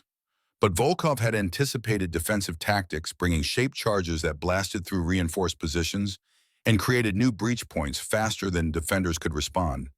Sarah worked frantically, healing wounded pack members as injuries accumulated faster than normal regeneration could handle. Her Moonfire abilities had grown strong enough to work at distance now, consciousness touching multiple wolves simultaneously and restoring combat effectiveness without requiring physical contact. But the strain was enormous energy expenditure that would have killed normal Luna within minutes. Sarah pushed through exhaustion and pain, refusing to let pack members die when she possessed power to save them. Marcus went down hard when the enhanced soldier's claws opened his throat. Arterial spray painting, concrete thread with his life pumped out in rhythmic spurts. Sarah's healing reached him instantly, sealing torn blood vessels and reconstructing damaged tissue before fatal blood loss could occur. Marcus surged back to his feet, shifted to wolf form, and tore out the enhanced soldier's throat with savage efficiency. The tactical displays showed Black Ridge lines holding despite overwhelming pressure, defenders buying time through disciplined violence that maximized enemy casualties while minimizing their own losses. But it was war of attrition that favored attackers. Volkov could afford losses that would cripple Black Ridge, trading 3 mercenaries for every defender killed and still coming out ahead numerically. We can't sustain this. Marcus's assessment was brutally honest, delivered between bursts of covering fire. We're burning through ammunition faster than we can resupply. Defensive positions are collapsing, and Sarah's going to burn herself out trying to keep everyone alive. Jack studied the tactical situation with cold calculation that had kept him alive through dozens of impossible engagements. Marcus was right. Conventional defense would fail, eventually numbers and resources favoring attackers who could accept casualty rates that would devastate Black Ridge Pack. They needed force multiplier, tactical advantage that would shift engagement dynamics in defenders' favor. And that advantage stood beside him, glowing with silver light that grew brighter with each passing moment as her 33rd birthday progressed toward hour of her actual birth. Sir, how much power do you have available? Jack's question carried weight of decision he was preparing to make. She assessed her reserves honestly, feeling Moonfire abilities that had been regenerating throughout the night. More than I've ever had before. It's like someone opened floodgates that were holding back ocean. I could heal every wolf in this compound simultaneously right now, or what Jack heard possibility in her hesitation. Or I could do something else. Sarah's consciousness was touching possibilities that ancient Moonfire Lunas had explored techniques that required power beyond what normal wolves could channel. I can feel the enhanced soldier's corruption, the stolen genetics that Volkov used to create them. What if I could purge that corruption on massive scale? You'd turn Volkov's super soldiers back into regular humans in mid-combat. Marcus grasped implications immediately. 60 enhanced troops would become 60 baseline mercenaries without supernatural advantages. That would eliminate their primary tactical edge. But attempting purification on that scale might kill you. Jack voiced concern that tactical part of his mind knew was relevant, but emotional side refused to accept. We're talking about channeling more power than any Luna has used in generations. Sarah met his eyes with determination that reminded him painfully of her father's last stand. I didn't survive 3 years of hell just to hide and bunker while people fight for my freedom. This is my battle as much as yours. Let me fight it. The mate bond conveyed absolute conviction and warrior spirit that matched Jack's own refusal to yield when survival demanded impossible courage. He recognized that Sarah would attempt the purification, whether he authorized it or not. Her nature demanded action over passivity, that she contribute everything she possessed toward collective survival. Do it. Jack's authorization was simultaneously tactical calculation and active faith in his mate's capabilities. But the moment you feel yourself approaching limits, you stop. I won't have you burning yourself out permanently to save rest of us. Sarah's smile carried fierce joy of warrior finally. I'll be careful. Right after I strip away every advantage Volkov thinks he has. She moved to compound's highest point, positioning herself where line of sight extended across the entire battlefield. Her Moonfire abilities had been growing throughout conversation power building toward critical threshold as birthday hour approached. The ancient text suggested Moonfire Lunas experienced transcendent moment at exact hour of their birth temporary surge that pushed capabilities beyond sustainable levels. Sarah didn't know her exact birth time, but instinct suggested it was imminent power swelling within her consciousness, like tide reaching its peak before inevitable recession. Now, the single word carried absolute certainty as her awareness exploded outward, Moonfire consciousness touching every enhanced soldier simultaneously. She could feel their corruption, intimately stolen werewolf genetics, grafted onto human DNA, creating unstable hybrid that granted supernatural abilities at cost of eventual cellular breakdown. Volkov's enhancement process was crude butchery compared to natural werewolf biology, forcing changes that bodies were never designed to accommodate. The enhanced soldiers lived in constant pain, supernatural strength purchased through systematic destruction of their own cellular structure. Sarah's power flowed across battlefield like purifying tide reaching into corrupted genetics and restoring original human biology. Enhanced soldiers screamed as artificial advantages were torn away, superhuman strength vanishing and leaving them weak and disoriented. Some collapsed immediately, bodies unable to handle sudden transformation. Others stumbled, trying to maintain combat effectiveness while their enhanced abilities drained away like water through shattered dam. The tactical situation reversed within seconds. Volkov's primary advantage, enhanced troops who could match werewolves in close combat, had been eliminated through single coordinated application of Moonfire abilities. The assault that should have overwhelmed Blackridge defenses stalled completely as attackers realized their supernatural edge had vanished. What just happened? Volkov's voice cut through captured radio frequencies, confusion and rage evident, despite his normally controlled demeanor. All enhanced units are reporting capability loss. Did you hit them with some kind of weapon? That's called fighting smarter instead of harder. Jack's response was broadcast on open channel, ensuring every mercenary heard Alpha's voice. Your science experiment just got purged by Luna, who's forgotten more about genetics than you'll ever understand. Tell your people to withdraw while they still can. Volkov's laugh was bitter sound that spoke to man who'd lost everything and had nothing left to lose. You think I came here planning to survive? I'm already dead. Council cut me loose. My organization is destroyed. My reputation is ruined. But I'm taking you with me, Maddox. The helicopter appeared from behind Mountain Ridge Russian Mi-17 that had somehow avoided detection during approach. Door gunner opened fire immediately, heavy machine guns stitching through compound with devastating effect. 3 Blackridge defenders went down before anyone could respond, bodies torn apart by high-caliber rounds. Sarah's healing couldn't help them. The damage was too catastrophic, death arriving before her power could prevent it. The first permanent casualties Blackridge had suffered, fallen because she hadn't sensed threat quickly enough. Grief and rage flooded through her in equal measure, Moonfire abilities responding to emotional surge by amplifying beyond anything she channeled. Silver light erupted from her body with force that shattered windows and cracked concrete power that had been building all morning, finally expressing itself without restraint or control. The helicopter's machine gun fell silent as door gunner was thrown backward by invisible force wind that shouldn't exist in calm morning air, suddenly screaming with hurricane intensity. The Mi-17 pitched sideways pilot fighting controls as supernatural turbulence overwhelmed aircraft stability. Sarah's consciousness reached out with precision that surprised her, finding helicopters' mechanical systems and understanding them at molecular level. Moonfire abilities weren't just healing, they were restoration ability to return things to original state.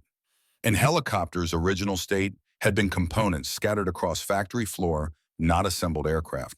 The Mi-17 began disintegrating mid-flight bolts, unscrewing themselves, welds separating entire aircraft. returning to pre-assembly configuration over span of 5 seconds. Volkov's scream cut off abruptly as helicopter became cloud of falling parts, structural integrity failing catastrophically. Jack watched his mate literally unmake aircraft through application of power that should have been impossible, seeing confirmation that Sarah's abilities at full maturity exceeded anything Elena Moonfire had demonstrated in historical accounts. She wasn't just powerful Luna, she was force of nature that could reshape reality according to principles that transcended normal physics. Volkov's body hit ground hard, enhanced biology, that had sustained him through decades of violence, finally failing against impact trauma that no amount of stolen genetics could survive. The Russian trafficking kingpin who'd terrorized supernatural community for 20 years died screaming, legacy of corruption ending in Montana wilderness far from empire he'd built. His remaining mercenaries broke immediately professional soldiers, recognizing when tactical situation had become unwinnable. They withdrew in good order, covering retreat with disciplined fire, but no longer pressing assault that had been rendered pointless by their employer's death. The council forces that hadn't already defected followed suit commanders unwilling to continue engagement that lacked clear authorization or legitimate purpose. Within 10 minutes, battlefield fell silent, except for moaning of wounded and crackle of fires burning across compound. Black Ridge had survived, but at costs that made victory feel hollow.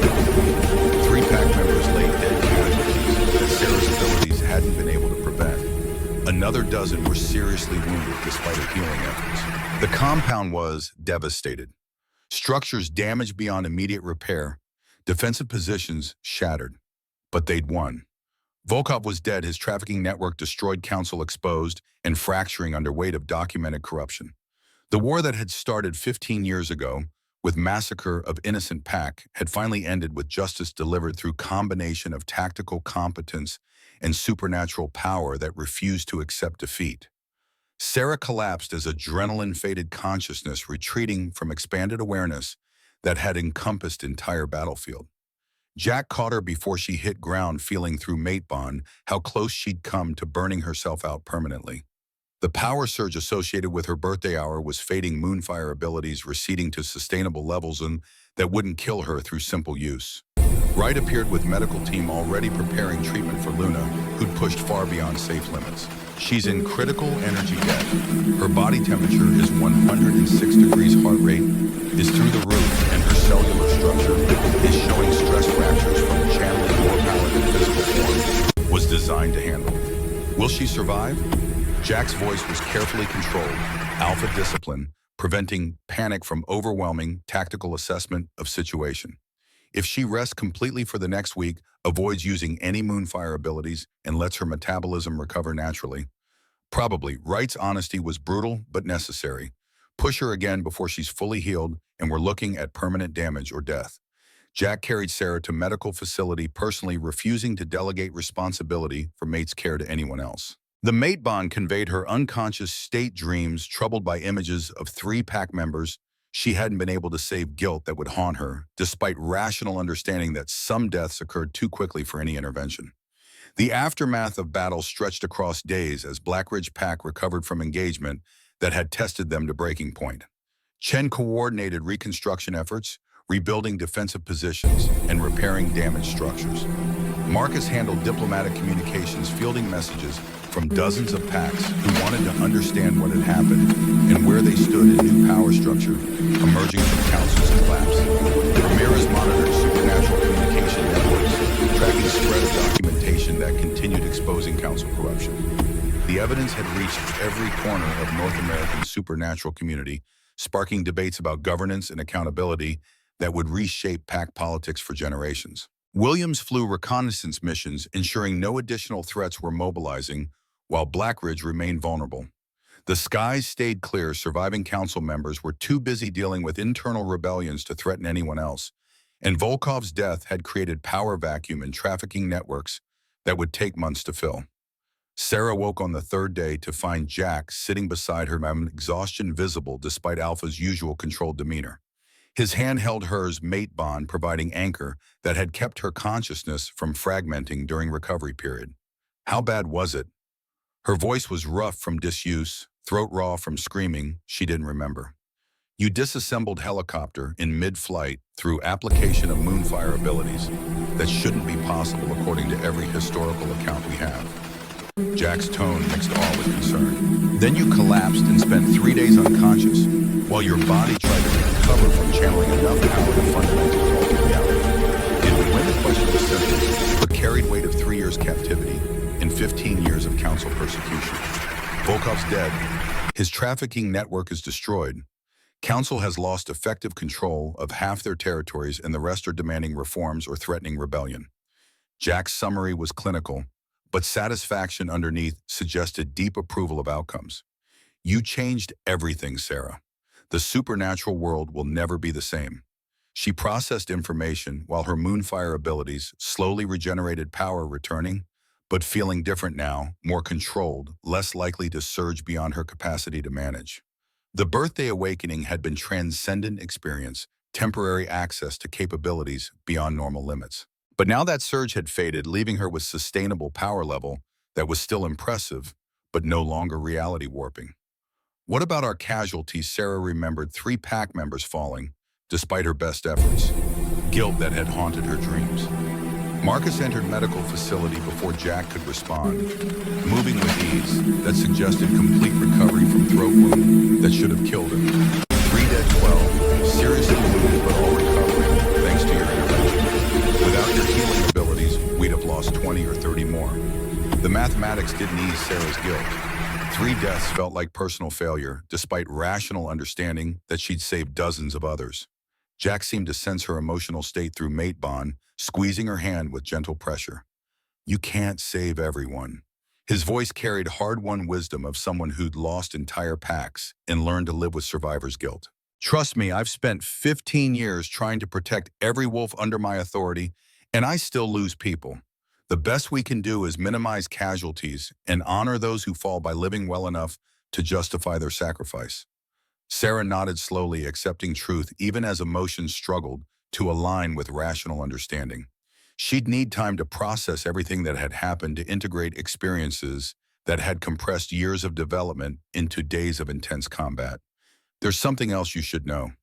Marcus pulled up tablets showing messages that had been flooding Black Ridge communication systems. Packs across North America are requesting your presence. They want to meet Luna, who exposed council corruption and defeated Volkov. Some are asking if you consider mediating disputes or providing healing. You're becoming symbol. Jack's observation carried mixed feelings, pride in his mate's accomplishments, balanced against concern for her well-being. Every pack that breaks from council sees you as alternative authority structure. Luna, who proved corruption, could be challenged and defeated. I don't want to be symbol. Sarah's protest was immediate and heartfelt. I just wanted to survive and make Volkov pay for what he did to me. Too late.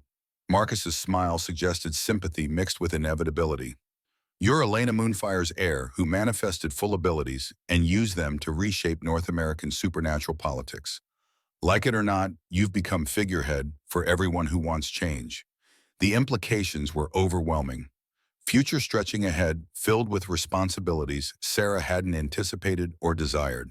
She'd survive captivity by focusing on immediate goals, escape, revenge, survival without considering what would come after those objectives were achieved.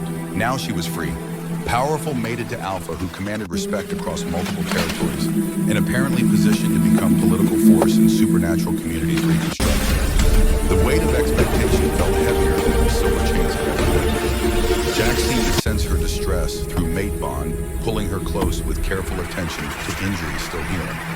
We'll figure it out together. You don't have to make decisions about future right now. Focus on recovering. Let me handle politics and diplomacy until you're ready. What if I'm never ready? Sarah voiced fear that had been growing since she'd witnessed extent of her own power. I'm combat medic who got promoted way above her competence level. I don't know how to be Luna, how to lead, how to make decisions that affect thousands of lives. You learn. Jack's response was matter-of-fact, drawing on decades of leadership experience. Same way I learned to be Alpha after Kosovo deployment destroyed my ability to trust my own judgment. You make decisions, live with consequences, adjust strategy based on outcomes. Nobody's born knowing how to lead. It's skill developed through trial and error. Marcus cleared his throat diplomatically. If it helps, you've already demonstrated most important leadership quality, willingness to sacrifice yourself for people depending on you. Everything else can be taught. Sarah appreciated their support, even as doubt continued gnawing at her confidence. The transition from prisoner to Luna had happened too quickly, compressing character development that should have occurred over years into days of intense trial. She felt like an imposter wearing authority that belonged to someone more qualified. But pack members who visited medical facility over following days treated her with respect that seemed genuine rather than obligatory. They thanked her for healing that had saved their lives, shared stories about how her exposure of council corruption had given them hope that system could change, expressed loyalty that felt earned rather than demanded. Slowly, Sarah began understanding that leadership wasn't about perfection or comprehensive knowledge.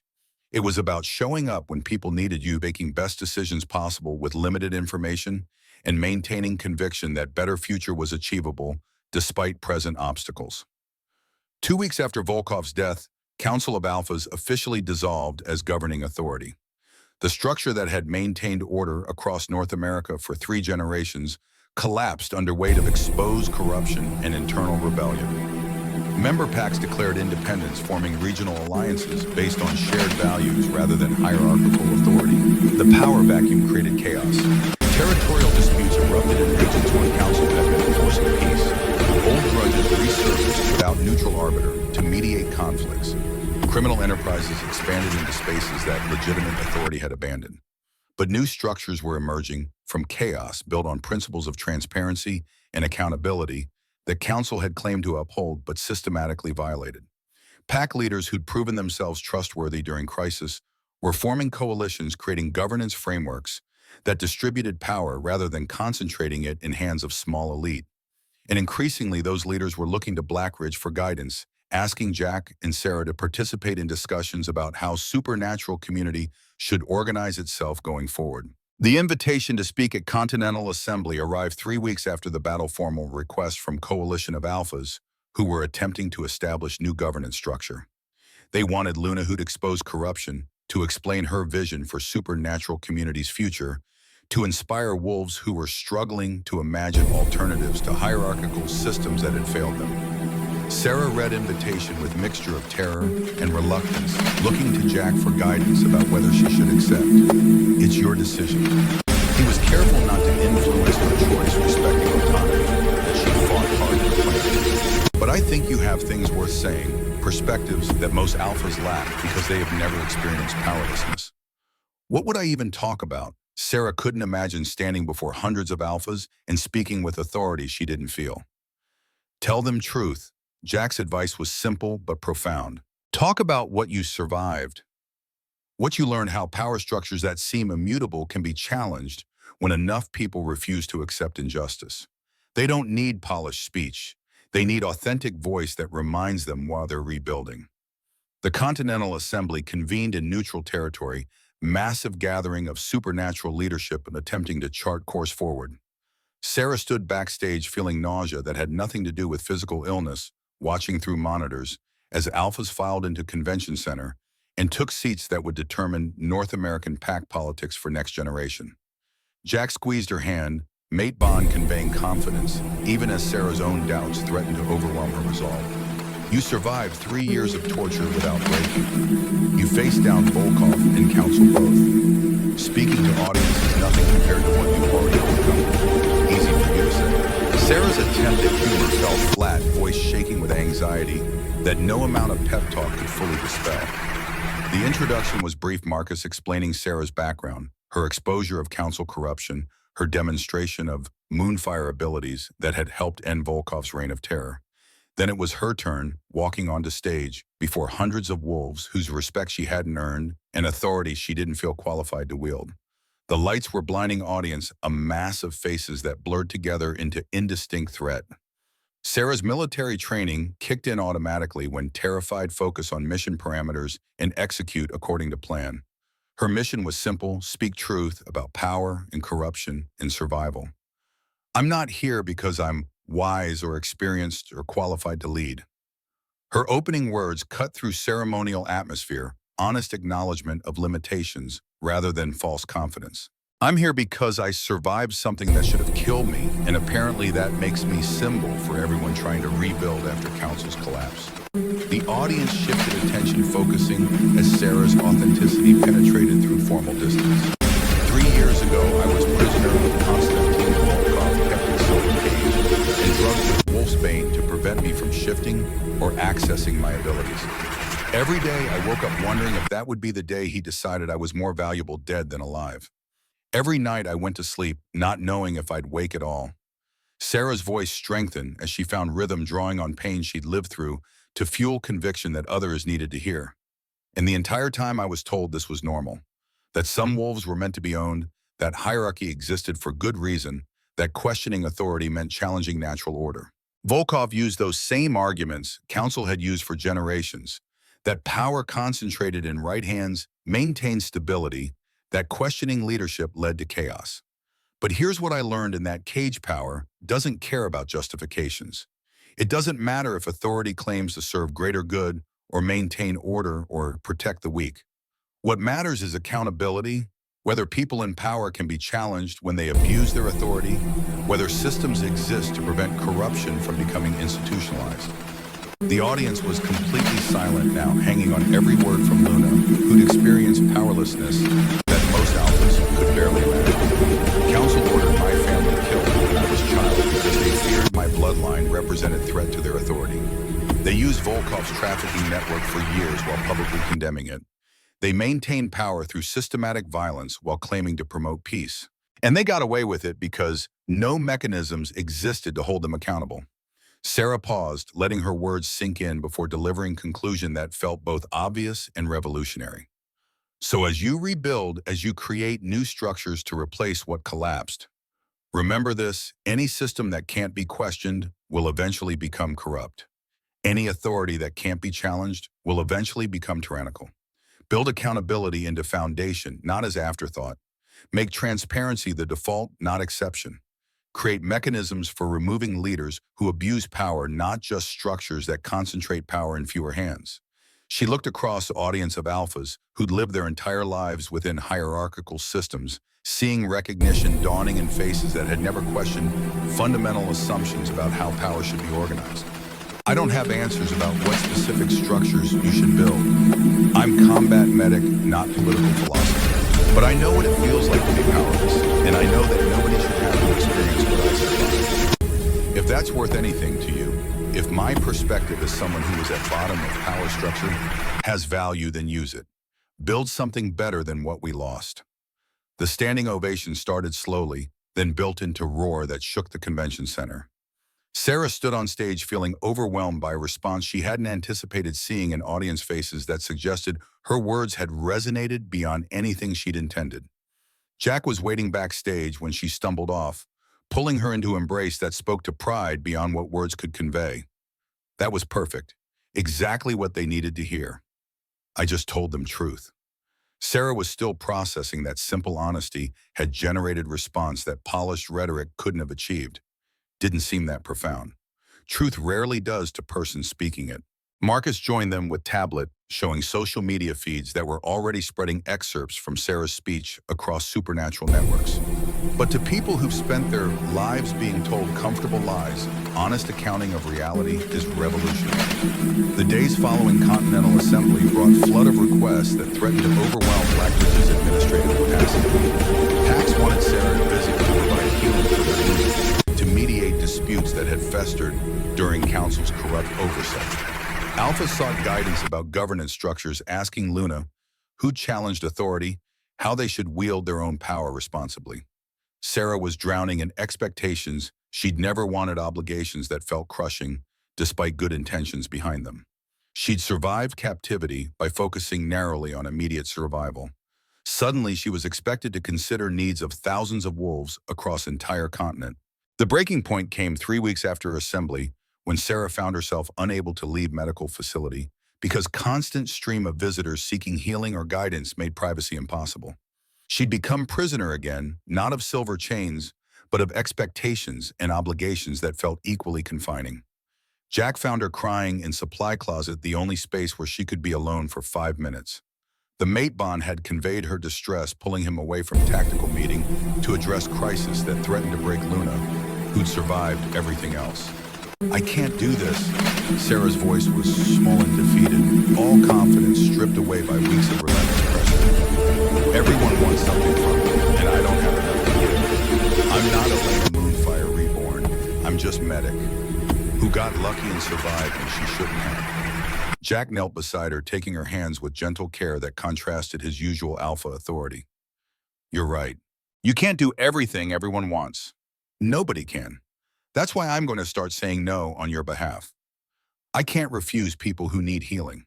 Sarah's protest was automatic medic training that prioritized others' needs over her own well-being. You can and you will. Jack's voice was firm alpha command mixed with mate's protective concern.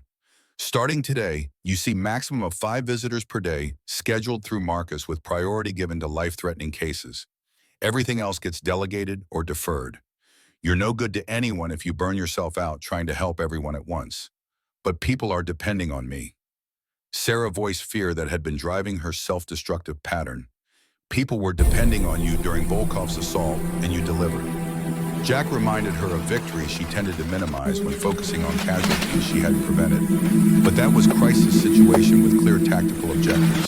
What you're facing now is ongoing demand that will never end if you don't establish boundaries. Let me handle logistics of managing expectations. You focus on healing yourself before trying to heal everyone else. The permission to prioritize her own needs felt revolutionary after 3 years of captivity where others' desires had determined every aspect of her existence. Sarah leaned into Jack's embrace, feeling mate bond convey acceptance that didn't depend on her being perfectly selfless or infinitely capable. Recovery took months' careful balance between meeting obligations and maintaining boundaries that protected Sarah's well-being. She developed systems for triaging requests, identifying cases where her unique abilities were truly necessary versus situations where conventional medical treatment would suffice. Marcus became invaluable in this process, serving as buffer between Sarah and constant demands while coordinating Blackridge's expanding role in supernatural communities' reconstruction. He had talent for diplomatic deflection, politely refusing requests that would overwhelm Luna, while maintaining relationships that Blackridge needed for long-term stability. Williams established a transportation network that brought critical cases to Blackridge, rather than requiring Sarah to travel constantly, recognizing that defensive compound provided security she needed to function effectively. Chen coordinated with other PAC's security teams, ensuring that visitors underwent screening that prevented potential threats from accessing Luna, who'd made powerful enemies through her role in Council's collapse. And Wright monitored Sarah's health, obsessively enforcing rest periods and limiting healing sessions when her Moonfire abilities showed signs of strain. He'd survived too many deployments watching young soldiers burn themselves out trying to prove their worth. He wouldn't allow Luna to destroy herself through similar pattern. 6 months after Volkov's death, Sarah finally felt like she was finding balance, contributing to supernatural communities' reconstruction without sacrificing her own well-being, meeting obligations without allowing them to define her entire existence. The guilt over 3 PAC members she hadn't saved still haunted her, but she'd learned to channel that grief into determination that their sacrifice wouldn't be meaningless. Jack proposed formally at winter solstice, traditional time for werewolf matings, when PAC bonds were strongest. The ceremony was simple by Luna standards, no elaborate ritual or political spectacle, just quiet acknowledgement before Blackridge, the pact of commitment they'd already made for survival and shared trials. Sarah accepted with joy that felt almost foreign after years of trauma and months of overwhelming responsibility. The mate bond that had formed during crisis was deepening into partnership built on mutual respect and hard-won trust. Jack had proven himself worthy of authority. He wielded not through dominance, but through consistent demonstration that he valued her autonomy and capabilities. The mating ceremony happened under full moon with Blackridge PAC as witnesses traditional vows exchanged, while wolves howled acceptance. Sarah wore simple dress rather than elaborate Luna regalia, refusing to perform for audience beyond her immediate PAC. This was personal moment, sacred commitment between mates, not political theater for supernatural communities' consumption. Wright officiated, speaking words that had been used for werewolf matings since before written records existed. The ceremony was brief but profound recognition that two wolves had chosen to face future together, regardless of what challenges that future held. And when it was over, when vows had been exchanged and Pack had howled their approval, Sarah felt something shift within her consciousness. The mate bond, which had been growing stronger since auction house, suddenly crystallized into a permanent connection that transcended normal Pack relationships. She could feel Jack's emotions as clearly as her own sense his location without conscious effort communicate through impressions that required no words.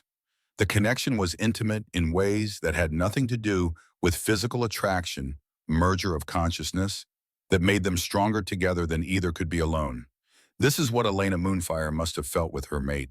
Sarah's voice was wonder-filled, experiencing depth of connection that historical accounts had failed to adequately describe.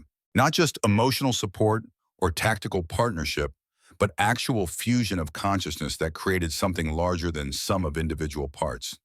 Jack pulled her close mate bond, conveying love that words would diminish through inadequate expression. We're in this together. Whatever comes next, we face it as partners. The epilogue arrived 3 months later in form that neither of them anticipated. Sarah had been feeling unusually tired, attributing exhaustion to sustained use of Moonfire abilities during healing sessions.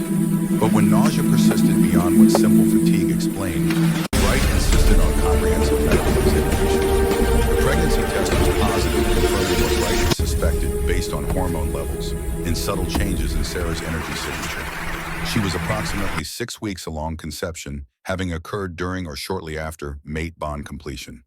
Jack's reaction was pure joy, unmarred by complications that would inevitably follow. A pup. Our pup. His hand rested on Sarah's still flat abdomen with reverent care.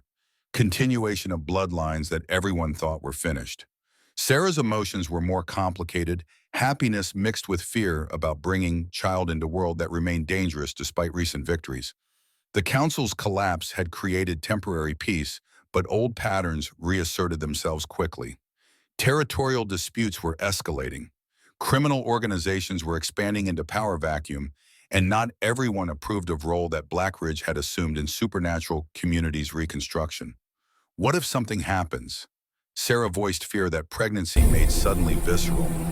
What if someone targets the baby because of my bloodline or your authority? Then we protect them. Jack's response was alpha certainty backed by tactical confidence that had kept Blackridge safe from multiple existential threats. The same way we protect each other and our pack. We build defenses, establish allies, and make it clear that threatening our family means accepting total war in return. The pregnancy progressed normally despite Sarah's concerns. Moonfire abilities apparently protecting developing pup from complications that might affect normal werewolf reproduction.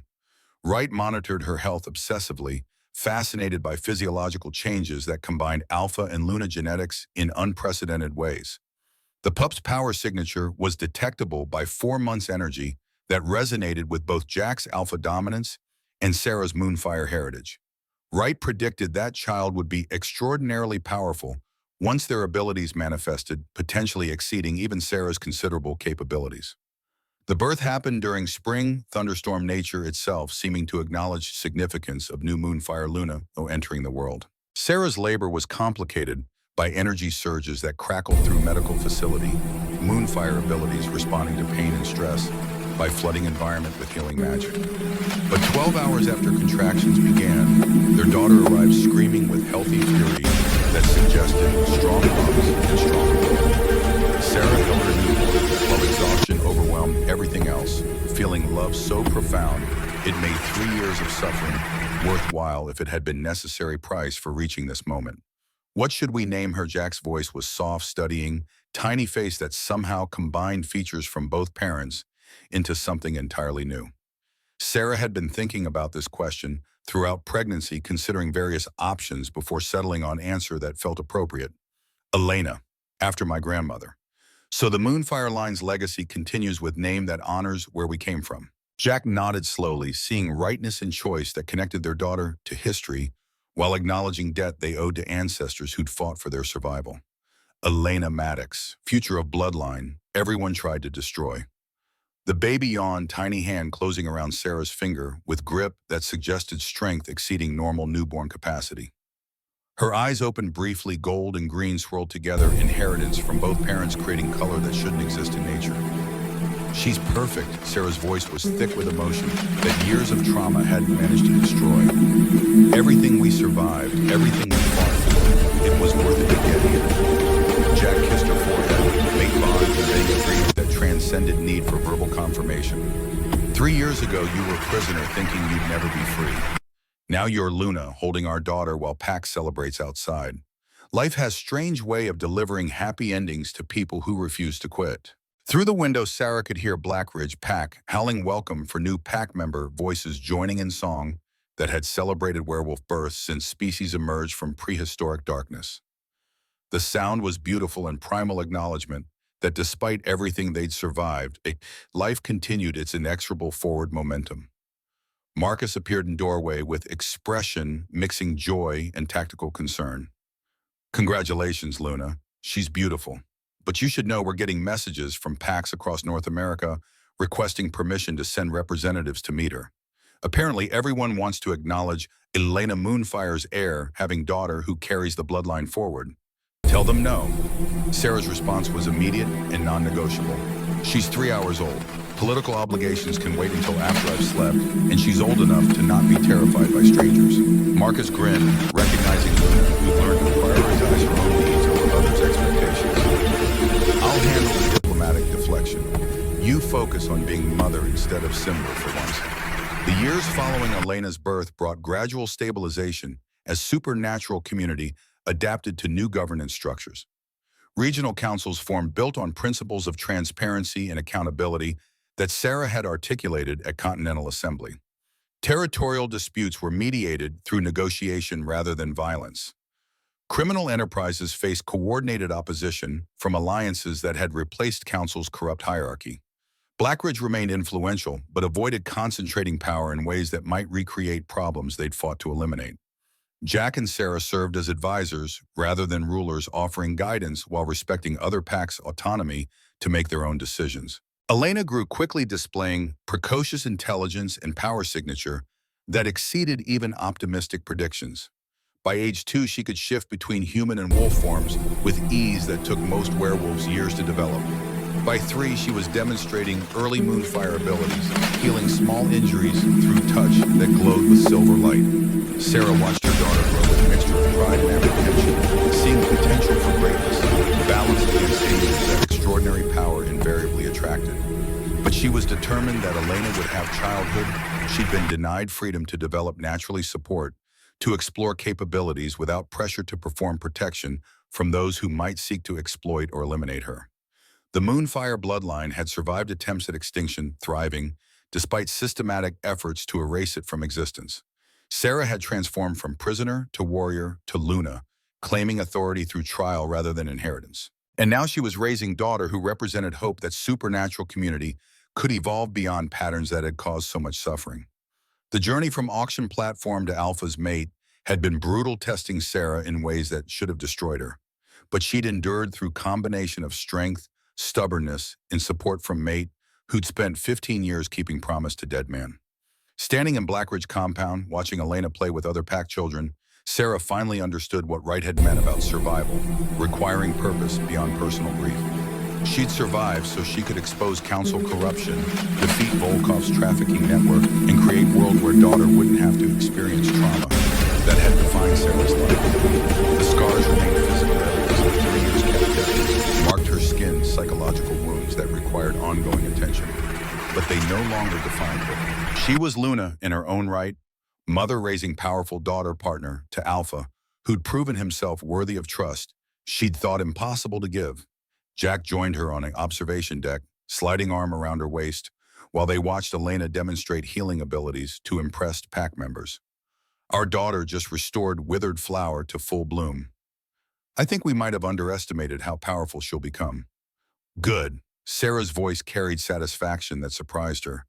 Means she'll be strong enough to protect herself when threats inevitably emerge. We won't be able to shield her forever. No, but we can teach her to be warrior who happens to heal rather than healer who needs protecting. Jack understood better than most that power without competence was liability rather than asset.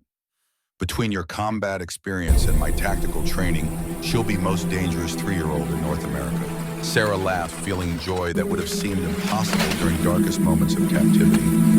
We've come a long way from auction house, where you bought my freedom. I didn't buy your freedom, Jack corrected gently. I bought opportunity for you to reclaim it yourself. Everything after that exposing council, defeating Volkov, becoming Luna, that was you choosing to fight rather than accept defeat. The mate bond conveyed truth behind his words, recognition that Sarah's strength had been an essential component of every victory they'd achieved. She'd survived because she'd refused to be broken, thrived because she'd channeled trauma into determination. That system which had victimized her would be dismantled and rebuilt better. So what happens now? Sarah voiced question that had been recurring throughout their daughter's early childhood. We've defeated immediate threats, established new governance structures, started raising Elena. What comes next? Jack pulled her closer. Mate bond conveying contentment that came from finally achieving peace worth fighting for. Now we live. Build something that lasts beyond the violence that created it. Teach Elena to be better than we were. Maybe find time to enjoy the fact that we're not constantly fighting for survival.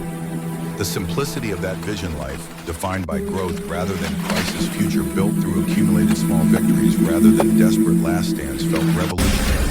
After years of trauma and conflict, Sarah leaned into her mate's embrace, watching daughter, who represented hope that Moonfire bloodline would thrive rather than merely survive. The journey from chains to crown had tested her beyond anything she'd thought possible to endure. But she'd survived, thrived, transformed from victim into force that had reshaped North American supernatural politics. And now she was building legacy that would outlast the suffering that had forged her. That was victory enough.